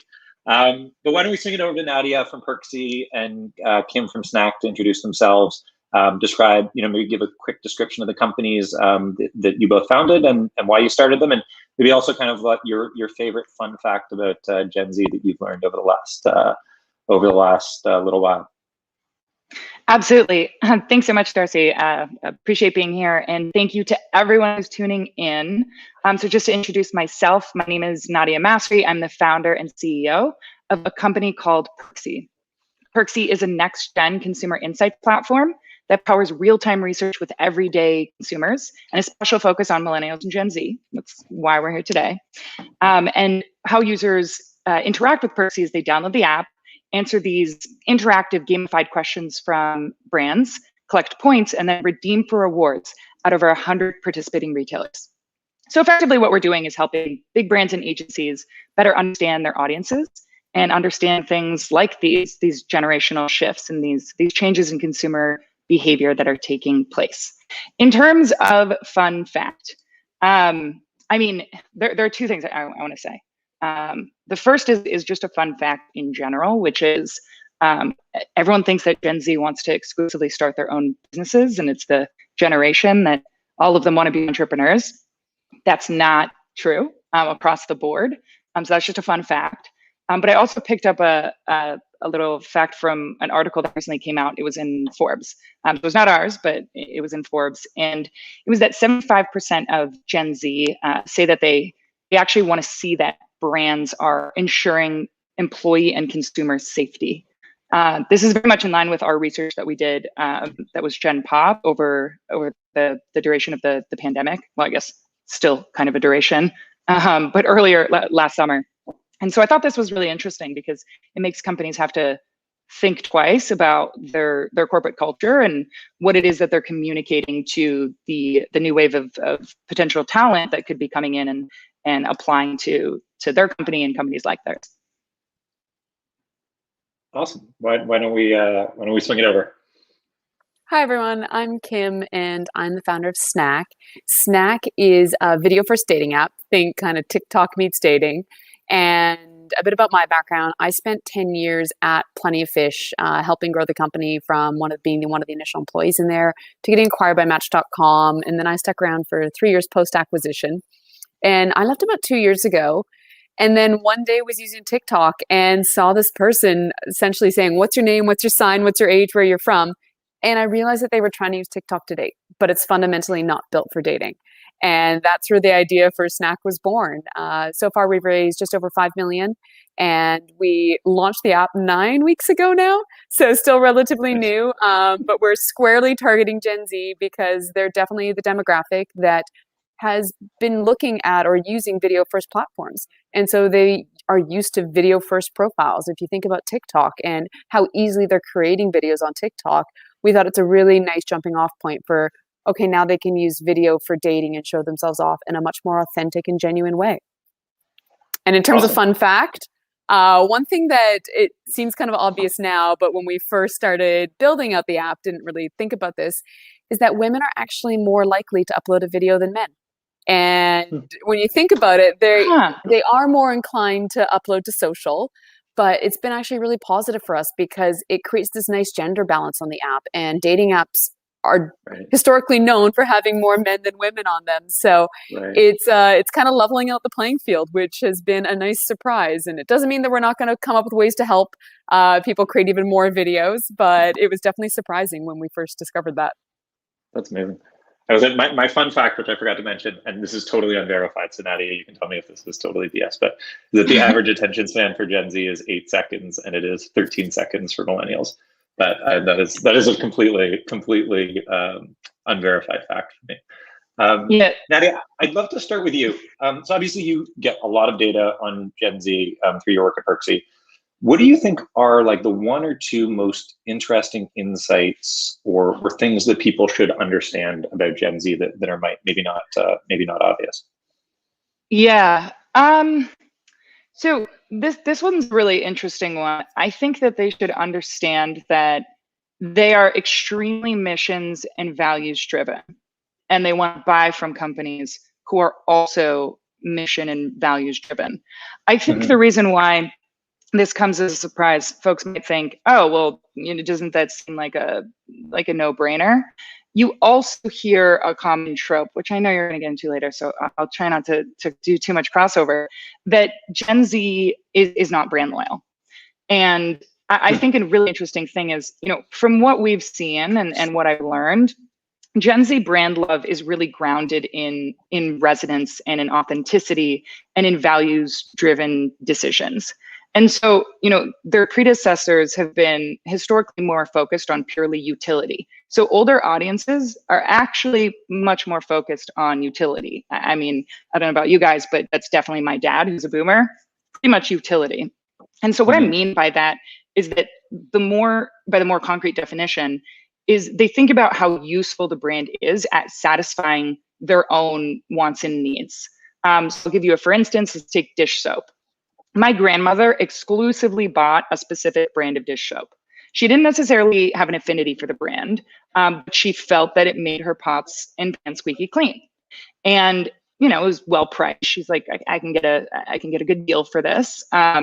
She didn't look into the company's corporate responsibility or whether or not the product was environmentally friendly. It simply met and satisfied her needs. And so, a Gen Zer and also, young millennials, on the other hand, they might discover a dish soap that they care about because, it not only does the job, but, it's sustainably packaged. It's environmentally friendly. Maybe it's cruelty free. Maybe that brand actively participates in a social cause that they care a lot about. And so that might be important to them. I think younger generations really gravitate towards brands that actually appeal to their core values. And I think folks don't understand the extent to which that is true. So Gen Z will just raise an entirely red flag around that. Can you talk a little, so you talked a little bit about kind of like mission driven and values driven. Are the values of Gen Z kind of like a standard, like what is actually, when they talk about mission driven, value driven companies, what are the values that they actually do value and kind of like, structure their purchasing around that? And then how consistent is that across the board? Yeah, so I'm going to answer that question in 2 ways. So because younger audiences make up a very significant amount of the population, at least that's especially true in the United States, where I'm based out right now in New York. I think that there are a few things that we've seen have been sort of like a common thread. We've seen some common values across the board. One of them is sustainability. So Gen Z really truly is emerging as the sustainability generation. They care very much about things being ethically sourced, the impact that a product or a company has on the environment. I think that's something that we see a lot of. Another thing is I feel like while I understand this is a blanket, also like a blanket term, but like social causes they care very, very deeply about brands standing up for things that are very relevant. A great example is, Black Lives Matter. That's a fantastic example. Gen Z is significantly more likely to purchase from a brand or engage with a brand who participates in a social cause that they care about. So while I can't give you, Darcy, like a very specific, for instance, I think that's at least easier than saying like, well, they care about it being well priced, so they value, they value like cost over other things. I mean, I would say social causes, sustainability. I would say those are the two most common. Interesting. That come out. That's fascinating. Kim, I want to fire it over to you really quickly. So you helped build Plenty of Fish. You're at Match. You're now focused on building the same type of product, but for a very different demographic than you were before. I'd love to understand kind of like what you've learned as you went from building for millennials and the older generation to now building for Gen Z. Sure. So I think the best thing about being a part of Match Group is that I got to take the best from Tinder and Match, Plenty of Fish, OkCupid, and kind of the things that they did really well and some of the things they didn't do as well. And now what we're doing with Snack is kind of pulling all those components together. And what I mean by that is Tinder is very much a design-driven company, or at least they were. And then Plenty of Fish was very data-driven. And Match.com at the core is a marketing-driven organization. So you can kind of take these key components of each of those organizations and pull them together. And the thing that I think I'm doing differently right now than what I've done historically and what a lot of these apps are doing is I know I'm not a Gen Z. I am not the audience. So I'm ensuring that I'm surrounding myself with Gen Zs along the way. And that's everything from going to them when I was first trying to name the app. And I didn't come up with the name Snack. I didn't even know what Snack meant. But I put it out to a bunch of Gen Zs and I said, what would you call this app? And they immediately said Snack. And I had to Google it. And what that did mean was kind of like, oh, he's a snack or she's a snack. And then they came up with our logo for us. Can you help define what snack means just for the it's audience? like kind of don't cute. forget to spell it. Don't forget to spell it.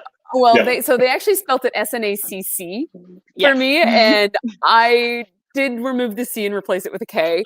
And they okayed that. I felt like SNACC was a little too on the nose. But it's kind of like, oh, he's a snack or she's a snack. They're good looking. They're cute. And when you hear it in that context, you realize you're like, oh, that makes sense for a dating app. And then we went out to them and said, okay, what would our logo look like? And what should that be? And we had a ton of submissions. We put this logo challenge out from primarily Gen Zs and people in university and colleges. And we picked the logo that we thought resonated best. And now this next phase we're doing is we actually just announced our next fundraising round, which is a safe. And I carved out a portion of that safe for Gen Z investors. I want them to have skin in the game. I want them to be part of how we shape the app and what we're building. And that's really important. And I think continually going to them and asking for their advice is what Gen Z is looking for. And when I talk to a lot of Gen Zs about it, they're like, it's so refreshing to hear a company come and speak to us and ask our opinions and not just build something from an ivory tower or put a focus group together with a bunch of Gen Zs in the room and ask these formal questions. They're like, you're actually sitting down with us and having these one-on-ones. And that really resonates with them. And that's something that I am leaning into as much as possible. And I think it's so valuable to have these people at the table. Like, I'd love to have 1,000 Gen Z investors in our organization that we can go to regularly and have on a Slack channel and say, well, what do you think about this idea? Or what should we do for our swag? And like, we're designing our swag right now. And I'm going to the team. I'm going, I have no idea. So go ask the Gen Zs, go ask our Discord channels. Because what I think is cool is not cool to Gen Z. Can you talk a little bit about, and Nadia, I'd love your feedback on this one too, kind of the process of product building versus the kind of the process of company building. And I think we oftentimes think about, you're building for a new demographic. It's all about kind of like product building, right? It's like video first, et cetera, et cetera, et cetera. You talked a lot about kind of like company building as well. Can you talk a little bit about kind of how you think about those two things and how you think about, what plans you have in the future as you continue to build the company that you will do differently given the demographic that you're building for? Well, I actually think it's interesting what Natty was just talking about around missions and values. And that's something that we're starting to develop right now. And we have kind of these 3 pillars that we feel are important, but we're not solidifying it until we have our core team together. We've just doubled our team in the last 2 weeks, and we knew that was coming. So we took in opinions from all of our employees, but we're waiting for these new people to join so that they can also participate in it. And the way I look at values is it's something that we as a team collectively want to live and breathe by, but it's also something that we want to make sure that our customers are resonating with too. And the way that we develop the product is resonating with it. So it's not just us as a company living these missions and values, it's how does that integrate into the product and the decisions we make with it? And then how does that relate to how our customers engage with one another? So if one of our core values is something around authenticity, it's great. As a team, we're going to be as authentic as possible with one another, but then we also want our customers to be authentic with each other. So if that means we don't have filters in the app because that results in videos that aren't authentic, then we won't put filters in the app. And those are some of the core things that we really think about and care about. And I think one of the other key things is, like, I think it's about 43% of our current team is Gen Z. And so we're constantly ensuring that we're having people on the team that we can speak to and that can also go out and speak to these Gen Zs that we are actively engaging and speak the same language. I know that I'm not going to be the best person, especially the CEO. They get a bit intimidated.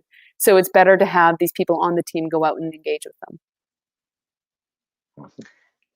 From my perspective, and I love that. I love the what you just said about authenticity, and that you won't do something that doesn't align with your values, your company values. So I firmly believe that the core values that exist in a company should be set by the founder from day one. I think that I think things can change and they can evolve because that's the law of life. Things change or they die, and the times change and they evolve. But, I think about it from this perspective. My mom always said when I was younger that I always marched to the beat of my own drum. I liked to, do things in a very different way. I loved experimentation. So that exists in our company a lot. I'm also half Middle Eastern, half Eastern European. My mom is Canadian. My dad's an immigrant. They speak Spanish at home because they met in Spain. And I was raised speaking a few different languages. So I think in general, ethnic diversity and cultural diversity are just a big part of my life. You will get pierogies one night and you will get like kibbeh or like falafel the next. And so as a result, I wanted to make sure that we made sure that our panel, our audience, was real and representative of everyday consumers. My big concern was that research was skewing and not including diverse audiences. And so I wanted to make sure that was something that we did from day one, and we didn't do it to have a competitive advantage. We didn't do it to, because we thought it would make it make more money. We did it because we were like, this is a representation of everyday people in the world. And it just turns out that that's also been a thing has set us apart, because wildly, this isn't something that has been commonly done. So I think, just having some core beliefs that you have, I think the founder needs to set them from day one. They're part of the founding story. They need to exist in the company. And one thing I will never do is I don't believe that one should follow a prescribed doctrine of what everyone else tells them to do. If you are a founder of your company, you'll do what's inherently right, and that will either be good for the company or bad for the company. And when it's good, it works really well. That, and then the third thing I'll say is your team also helps define your values. They show up naturally. We did a brand session last year, like around COVID, just to get everyone together on Zoom. And we like to talk about the brand and the company, every year, just get everyone together and be like, what do you think this company culture is? And like, what do you think this brand is? And we break them off into groups. And one group came up with something which was, don't forget the unicorns, because we use Asana for all our project management. And when you do a milestone, a unicorn flutters across the page, and they love that it's so unique. So they were like, don't forget the unicorns. And that's just a part of our culture now. That's awesome. Well, I think that's as much as I wish that we could keep going. I think that we're at our time. So I think that's a really important point to finish with. We totally need a take two. We got to figure this out, guys. We need a take two. There's so much more to unwrap here. We can make it happen. That's 72 hours in the valley next time. Yeah, it needs to be, or at least 100, something, I don't know. Every year we're just going to add more and more until it's a whole full-blown retreat. But that's it. That's what I like to hear. Thank you so much for having me today. No, thank you all. And Nadia, were you going to say something there? I didn't mean to cut you off. Oh no. I think I'm just happy to be here. Just happy to say hi to everyone. And yeah. All right. Well, Nadia, Kim, Darcy, thank you all so much for the session. So many highlights, and definitely we'll need to take 2, 3, 4, 15. Thanks so much. Awesome. Thank you. Awesome. Fantastic. All right, we are at our final session, last but certainly not least, of Meet the Fellows, appropriately named the SaaS Wave. These founders are leading companies that are providing SaaS solutions that, from streamlining sales processes with an AI-powered virtual assistant, measuring and improving diversity in the workplace, building customizable social networks, and automating legal and tax governance workflows. This is just a little preview, but of course, these founders will appropriately introduce themselves. Before I also introduce our wonderful moderator and these founders, would just like to say another big thank you, as this is our final session, to everyone who's not only joined today, participated, our team for all the hard work they've put into this. This is such a thrilling opportunity to get the wider C100 community, all of you involved in getting to know these exceptional Canadian founders as a part of 48 Hours. This is our longest flagship program that's now in its 20th cycle. If you'd like to learn more about them, please head on over to our website, thec100.org. And I could keep going, but I'm going to try to pass this off to Lars and really bring us home here. So last but not least, our moderator of the day, Lars Leckie, managing director at Hummer Winblad, where he has led investments since 2006 and has played a key role in the firm's investments in SaaS, virtualization, cloud, and mobile technologies. Previously, Lars was involved in founding and operational roles at startup companies in the GPS and robotics space. He is a holder of several U.S. patents. He's an avid sailor and a former member of the Canadian sailing team. Fun fact about Lars, representing Canada sailing snipes in the Pan Am Games. I actually hosted them, and it's like big place in my heart there. And also, I feel so bad. I tried to go this entire session without doing any Schitt's Creek references, and I did a full-blown Alexis there. So I am so sorry. You can tell it's the end of our 3.5-hour broadcast. Lars, welcome. Thank you so much for being here. And as far as I understand, speaking of sailing, did I hear you're tuning in from a sailing boat today? Perhaps? Can you hear me? Lars, we can't. Oh, here we go. No, I am what I believe is. Lars, I think we're having some audio issues here. Okay, can you hear me?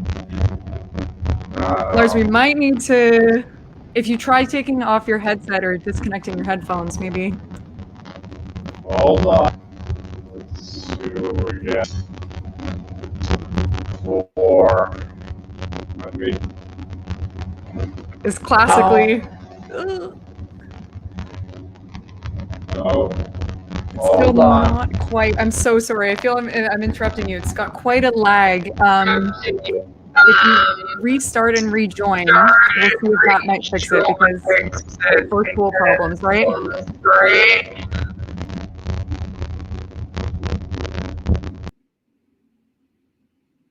We can't have our final session without a little bit of some excitement, some entertainment, and I promise I'm not going to drop more puns. If you've been tuning in from previous sessions, I'm not going to subject you all to that, but we're just going to wait a few moments here for Lars to join us again. Let's see. Lars, let's try that again. How you doing? I'm good. I can hear you loud and clear. Fantastic. Perfect. Thank you. Sorry about that. 100 yacht. So we're just off LA doing a little. So live from the Pacific Ocean. Nope. Now I don't know if I've lost you folks. Well, thank you for that introduction. We did get this has been an exciting experience to get to know these 4 founders and hear a little bit about their company. As per that introduction, it's a good collection of SaaS companies. I think with all in fairly early stages. Some have raised some seed money, some have raised some early cash. Most of them have customers already, so they're off off to the races. And there's some very interesting, founder stories and reasons why these companies got started amongst the founders. So I'm actually not sure how to do this, but I'd like to see if I can call upon some of the groups here. If I could call on David, if you're there, to give a little introduction to your company and tell a little bit of story of what dragged you into starting your company. Yeah, absolutely. Thank you, Lars. And I appreciate that you're on a boat. I've got my little anchor tattoo. It reminds me of the time I sailed across the Atlantic from London to the Caribbean. So Penny is a virtual assistant or a personal assistant that helps individuals in the direct sales industry, so multi-level marketing, traditional side hustles that go back hundreds of years. And this problem that we started actually stemmed from an experience that my wife was having. We had 3 children at home, all of them were in diapers, and she started this skincare business on the side. And it was watching her try to grow her business and manage her time and still be a present mother and still be, the incredible wife that she is, that we saw an opportunity to really transform the entire direct selling industry. It's a $200 billion a year industry, and it's wildly underserved. And in a lot of cases, the technology that's available is behind. So myself and my co-founder Chris, a few years ago, quit our jobs and built Penny, the initial prototype. And we built the product, we released it to a handful of people, and within 3 months, we had 15,000 people using the product, at which point we knew we were kind of onto something. So we raised a little bit of money, put together a great team, and you fast forward to today. We went into COVID last year with a team of 9. We came out with a team of 45. We're in more than 50 countries, and we're growing faster than I think him and I both know what to do with. So I'm certainly excited to be here because I think him and I are just going to try to be sponges for the next 2 days to learn as much as we possibly can. And David, pass it over. David, can you give us a little bit more on, you shared a story about what it's like to start out fairly scrappy in your early days traveling in San Francisco. Can you share a bit of that story? Absolutely. So when we started Penny, we had very little money, and Chris and I were fortunate enough to get into an accelerator program in San Francisco. And when the accelerator finished, we were obviously in that position where we needed to raise some money. And to be ultra conservative, I used to stay at the dingiest, cheapest hostels that I could possibly find. And I was in a room with 12 individuals. And believe it or not, I did this on multiple occasions. I would literally sleep with my laptop under my pillow because I was terrified that someone was going to steal my backpack and I would lose my presentation deck and I wouldn't be able to go on my roadshow the next day. And luckily, those days are behind us, but it always reminds me to remain humble, right? We all come from interesting beginnings and backstories, and to get to where we are has been an incredible feat, but that one just allows me to keep everything in check.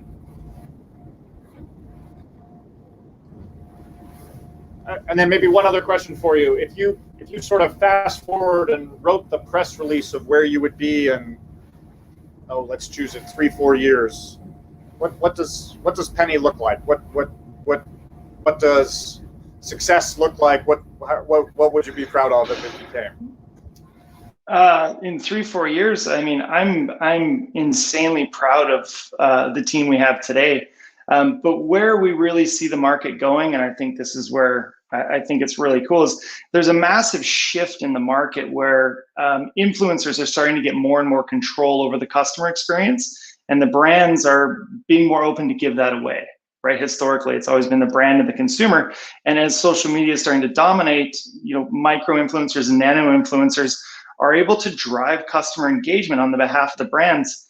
And Penny is actually perfectly situated to become the de facto platform for that. So if we were to fast forward 3 years, our vision is to be the go-to assistant for anyone who's in a distributed workforce, a direct seller, an influencer, or a maker, where they're, the analogy of they have to eat what they kill. Penny is the personal assistant that's going to help them automate their entire day. So as that one-man army, they can be the most effective as humanly possible. And it allows us to work globally in so many different verticals, because there's so many people moving to the gig economy, to individual working in whatever different vertical that is. Great. I've just noticed that I perhaps went out of order, which is, I guess I'm breaking the rules a little bit there. So I suppose let me turn it over to Adrian was supposed to go first. So let me turn it over there for a little introduction of your company and the story behind it. Sure. Yeah. Can you hear me? Awesome. Okay. Yeah. So my name's Adrian Camara. I'm one of the founders and CEO of a company called Athenian. We are a legal entity management platform, and the problem that we solve is probably familiar to most entrepreneurs. Corporate or company minute books are typically a disaster, to manage and keep track of for yourself. And then our customers are law firms and legal departments that typically have thousands or hundreds of thousands of them.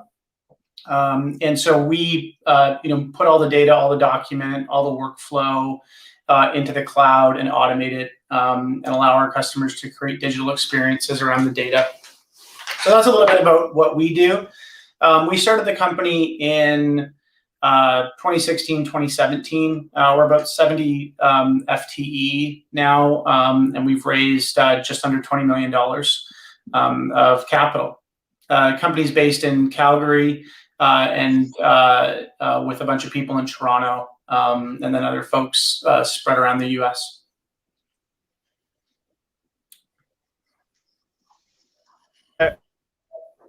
And what was the origin story of the company? Where did you find this problem? How did you experience the problem, and what set you off on the journey to make this solution work?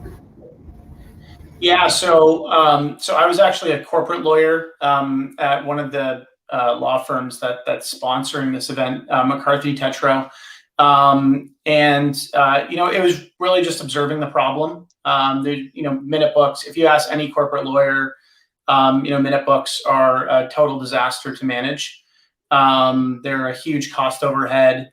Most law firms and legal departments have whole floors of AAA real estate dedicated to, they have libraries dedicated to shelving minute books.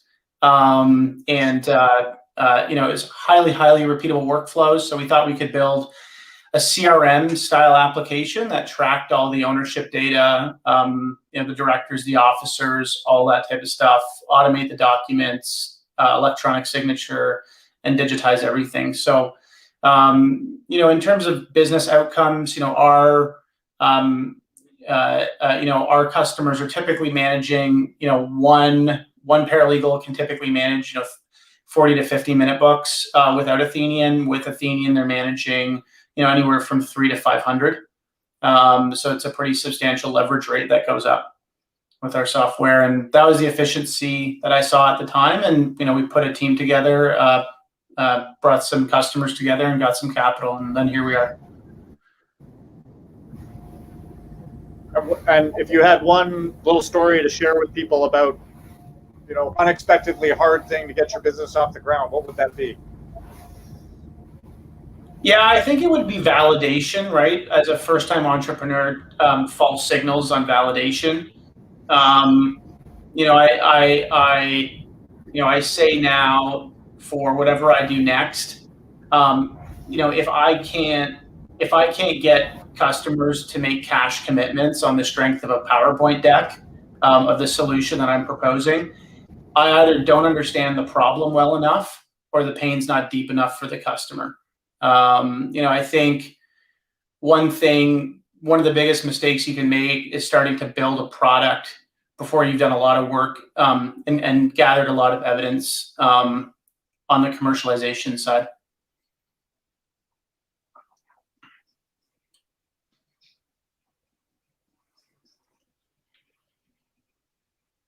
Is Lars frozen? I think Lars might have froze there. Oh, that's very awkward. That's where it's like you let it wait for just a little bit longer. All right, well, just to jump in quickly here. Laura, did you want to share a little bit more about Diversio while we'll see if Lars gets his connection back here? Happy to, and I'm hoping that my microphone, which was also having issues, is in good shape, Lauren.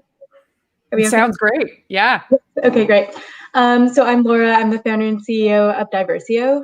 Super high level, we basically have a software solution that helps organizations become more inclusive.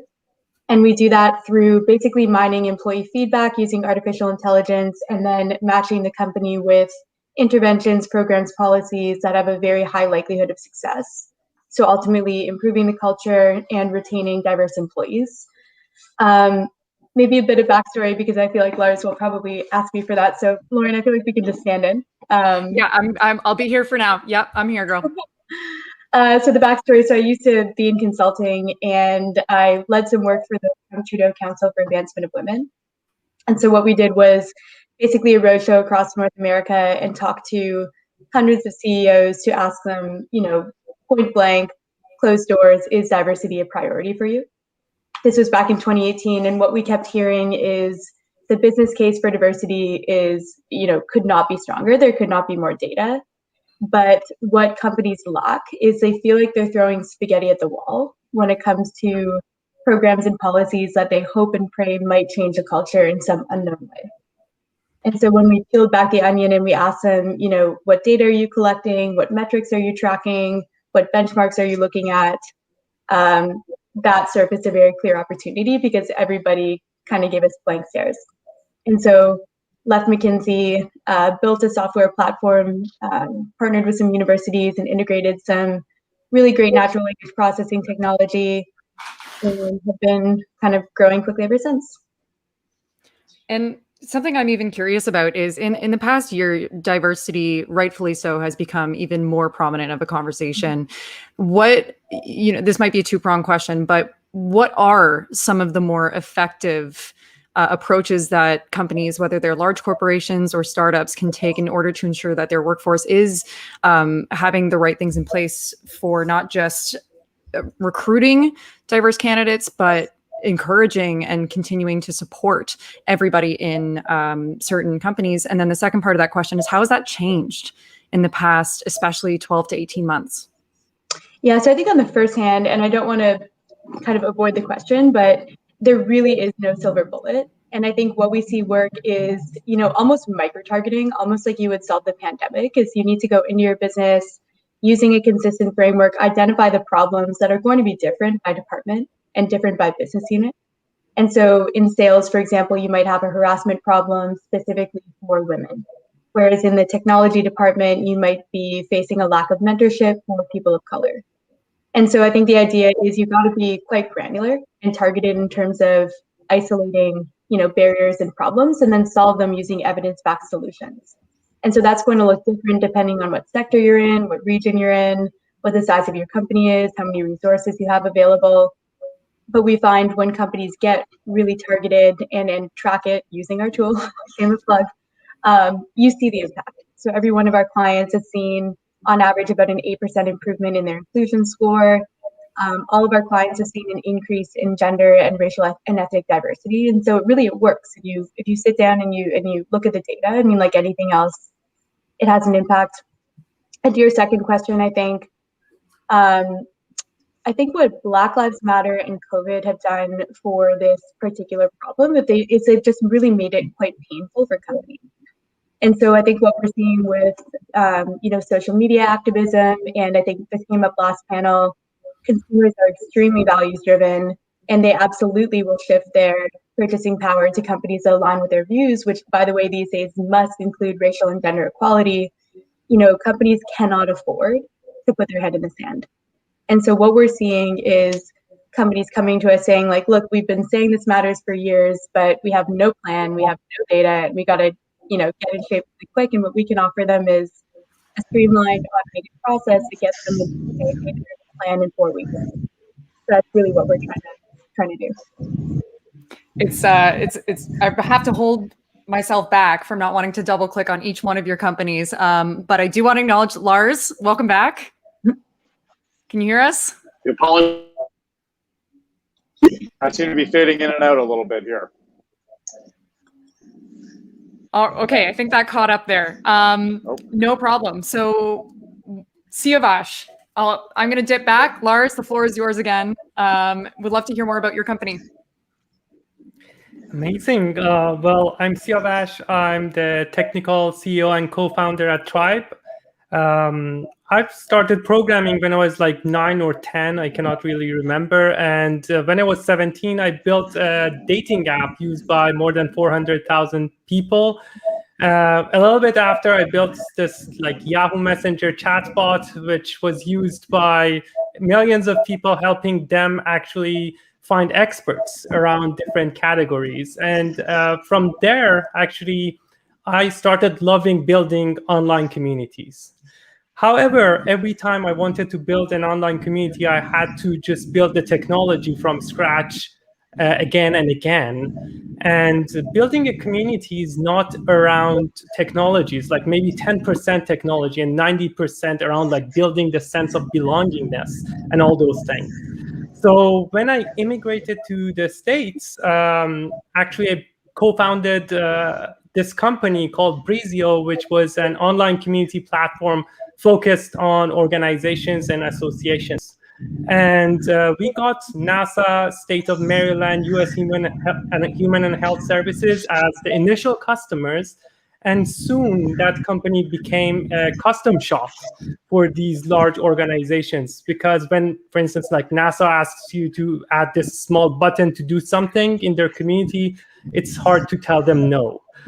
And that was the time that I learned if we want to tackle this market, we need to be a platform.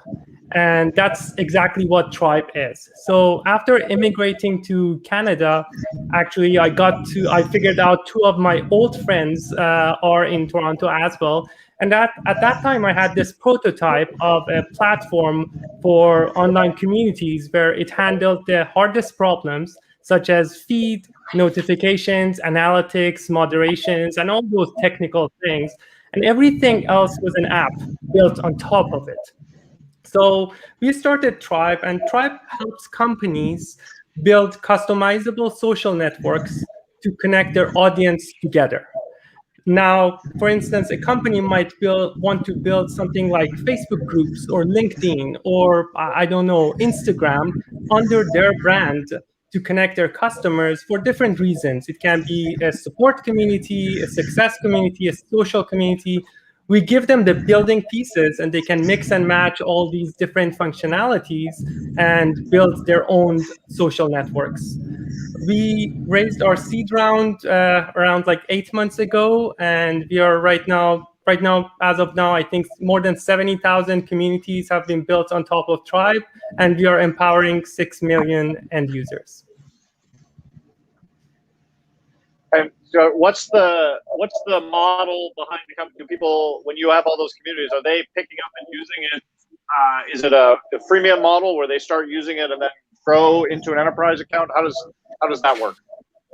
Yeah, so at this time, actually, we are a freemium model. So anyone can create a community for themselves free. And then we have like plans on the Plus, and we call them like Plus, Premium, and Enterprise. And also we charge them based on number of monthly active users extra, based on 1,000 monthly active users. Now we are releasing a new pricing where we are going to actually charge these companies based on seats or the people who have access to the back end of the community. And there are many different reasons for it. But the main one is that instead of like having basically a pricing relevant to our cost, we wanted to have a pricing which is relevant to the value that our customers are getting, and the seats made more sense. And you said you started the company in Canada, but you left the States to come to Canada to start the company. How has that path and journey been? Well, it was mostly like a personal reason to migrate. Basically, like Trump came as an immigrant. I'm originally Iranian. It was not the best place to be at that time. And and also 2 of my old friends actually, where I knew them since I was like 16-year-old, I guess, were in Toronto at that time. So one of my co-founders who handles the sales and marketing. Previously, he owned the Google Ads equivalent of Iran with $15 million in revenue. And he was also the co-founder of one of the biggest accelerators back there. So that was, he was here and he said, like, I can actually sell this for you. And my other co-founder who runs the product and marketing right now at Tribe was part of like Tunesy and went back to Iran and made Uber Eats of Iran from 3 employees to 300 employees. And then he got back here as well. And then I met those and he was like, I can market this. And from no products basically to our $1,500 in MRR, I think it took us around like 6 or 7 weeks. And we didn't even have a bank account to connect money. Good. And where is your team? Where are you based now? Where's the team? We're fully distributed. So 20% of the team is in Canada, but the rest of the team, we're in, I think, 18 different countries as we speak. And no office during COVID. No office. Yeah, we used to have like a WeWork place, but now it's been a while since we don't have any office, and most likely we'll keep it this way. Okay. I think we have. I'm just looking at the notes here. We're supposed to be able to open the questions up if there's people in the audience. I'm trying to think where we would pick those up. One more, actually. David. We started with David. Yep, I kicked it all off. We went a little bit backwards. Okay, never mind. Sorry, guys. Just multitasking the chat over here.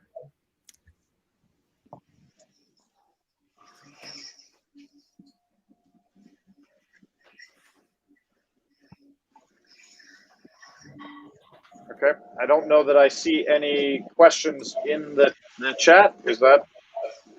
I'm seeing one generic question for everybody. So feel free if any one particular person would like to take this or each of you would like to. But how has COVID specifically impacted your past year? Yeah, I would love to take that one because there's 2 things, and it's probably a common theme for a lot of companies that saw growth this last year, and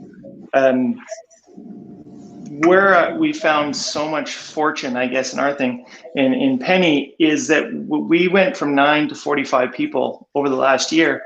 And when we would put out a job application, we were getting hundreds of applicants, and we were able to actually attract the most talented, high-functioning individuals for their individual jobs, to the point where I sometimes joke that I'm the dumbest guy in the room. And now I feel like it's my job just to empower these individual teams just to go and do what they do absolutely best. That was on one side of it. On the other side, because there was such a reduction or retraction in jobs globally, a lot of individuals turned to side hustles, and the direct selling industry has boomed over the last year. So our clients have grown. They're also having upward pressure to actually expedite their digital transformation strategies, which our company plays a big part of and becomes the backbone of it. So, timing is kind of played a big part where, while COVID is an absolutely terrible thing, our company has been able to find, really advantageous pieces of it to continually grow. And now coming out of, what looks to be coming out of COVID in a pretty hopeful sense, we have a really solid team and a solid base to take, the 45 people we have now and try to double it by the end of the year. I'll pass it back to someone else. I'll add maybe that was the COVID question. Maybe the answer to do with hiring and finding employees. I'd be interested to know if people are seeing a difference in the sales process related to COVID. Have you changed how and what your sales model is? Have you changed how you approach customers? Has anyone visited a customer? And I'll leave. Well, maybe give someone else a shot as well. Yeah, hey, I'll pass it to someone else. I'm happy to jump in here. So I think I'll answer your question, Lars, and then I'll, in classic kind of politician, I'll kind of like pivot to what I actually want to talk about. So our sales process has gone completely digital. And what I actually really like about it is we really lean on our product, the strength of our product. And so we love when clients give us the opportunity to give them a demo. And it can be a little bit awkward when you're in person to kind of pull out a laptop, pull out an iPad, and kind of but when you're on a screen on Zoom, it's really easy to share. And so we found that's a super effective process. But to the earlier question, how has COVID affected us? COVID has affected, if you can imagine, our clients immeasurably. And so the greatest impact that I think the pandemic has had is really on the employees and their mental health and their well-being and their ability to manage work and childcare. And I think what's been really encouraging through the pandemic is what we're seeing is companies are willing to try things that they never would have tried before.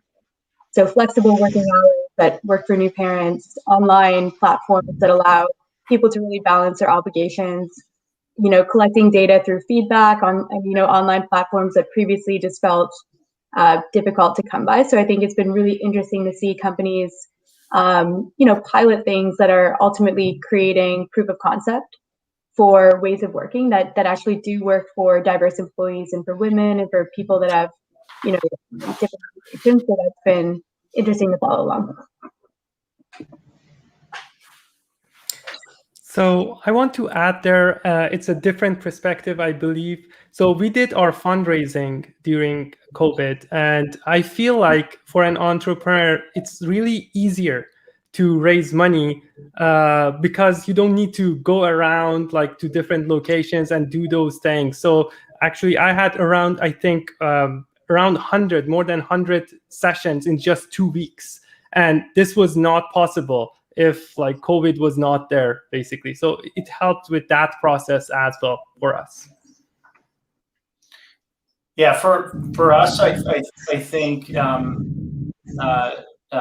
similar to what you just said, a lot of our we have like legacy on-premise competitors that are highly capitalized 50, 60-year-old companies.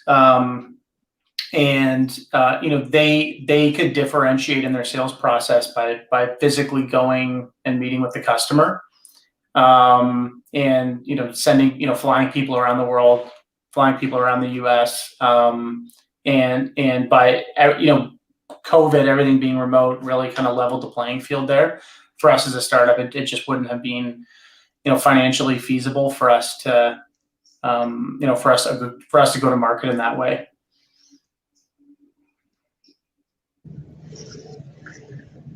Laura, I wanted to ask one follow-up question to your comment.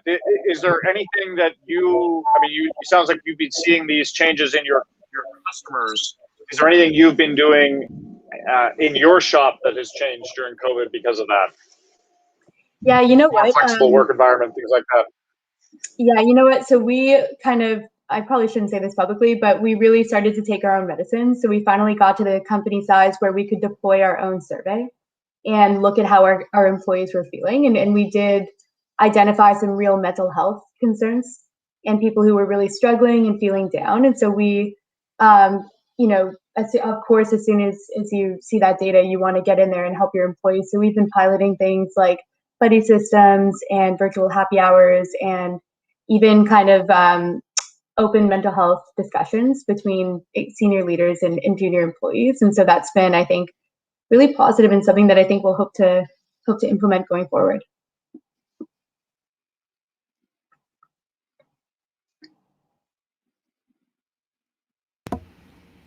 It looks like we're going to end on a rapid fire question from everybody. So one to each of you, and the question is, what can this community, i.e. the C100 community, do for you? Yeah, I can start. You can ask your law firms why they aren't using Athenian yet for your minute books. I love it. Sales first. Well done. What a plug. All right, David, who's next? you're up. Two things. One, in the coming months, Chris and I have some pretty audacious goals to grow the company from 45 to 100 to 150 and beyond. And we're going to need to attract incredible talent. Jack said it this morning in his in kind of the kickoff, that hiring the best people early was one of the things he would have done differently. So as we kind of grow and expand, this community is built of the best. That's one of them. And as we continually go to knock down our big goals, we're going to be ramping up to raise a big round of funding so that we can continually impact our industry. And obviously, this is the network of people that we want to obviously be included with. So those would be the two things for us. Let's jump to Laura. So I would say I think there's a lot of business leaders and thought leaders in the audience. So I would say if diversity and inclusion comes up in conversation with your peers and they're saying, you know, I believe in it, and you know, I feel that the moral case and the business case is clear, but I'm not sure what to do about it. Anyone looking for data, send them our way, and we'd love to help. Yeah, I think I'm the last one. Yeah. So, well, other than basically having, I think, the C100 community on Tribe instead of Slack, I think it will be helpful, like connecting to all these leaders in the next stages of us. So we're just in the seed stage and learning from like Series A and Series B companies and the leaders, and would be very helpful. Amazing. Well, thank you all again so much. This does bring us to time. Really appreciate all of you, especially wrapping us up for Meet the Fellows 2021. So thank you all so much for your time, each and every one of you. And of course, we will see you at other 48 Hours events. All right. So that concludes our Meet the Fellows 2021 session. We do have some other exciting things on the horizon, but first and foremost, we would like to thank all of you for tuning into this, and helping be a part of bringing the C100 community together to support and amplify not just these founders, but other great Canadians in tech globally. Now, if you don't know C100 and you happen to be tuning in for the first time, we're a member-supported nonprofit working to advance Canadian entrepreneurship throughout tech globally. You can definitely tell it's end of day on the East Coast for me right now. I am so sorry. Now, if you are interested in getting more involved in the C100, please be sure to head on over to our website, thec100.org, where you will get to know more about these fellows, about the C100 mission, and all of our members based anywhere in the world. Now, we do have more planned for 48 hours for all of our members who are tuning in from Hopin. We have about a 28 technically minute break before we have a conversation with Harley Finkelstein, a man that needs no introduction, but president of Shopify. And he'll be answering, not only sharing some of his experiences, but answering some of the most burning questions from our fellows. And we encourage all of you to attend for this little happy hour, nightcap, wherever you happen to be based on your time zone. So be sure to grab a drink, relax, and we'll see you again in half an hour. Again, thank you to anyone who tuned in from any of our social networks. If you have questions, feel free to reach out to any member of our team. And if you would just like to learn more that you can't find on the website about C100, thank you all so much.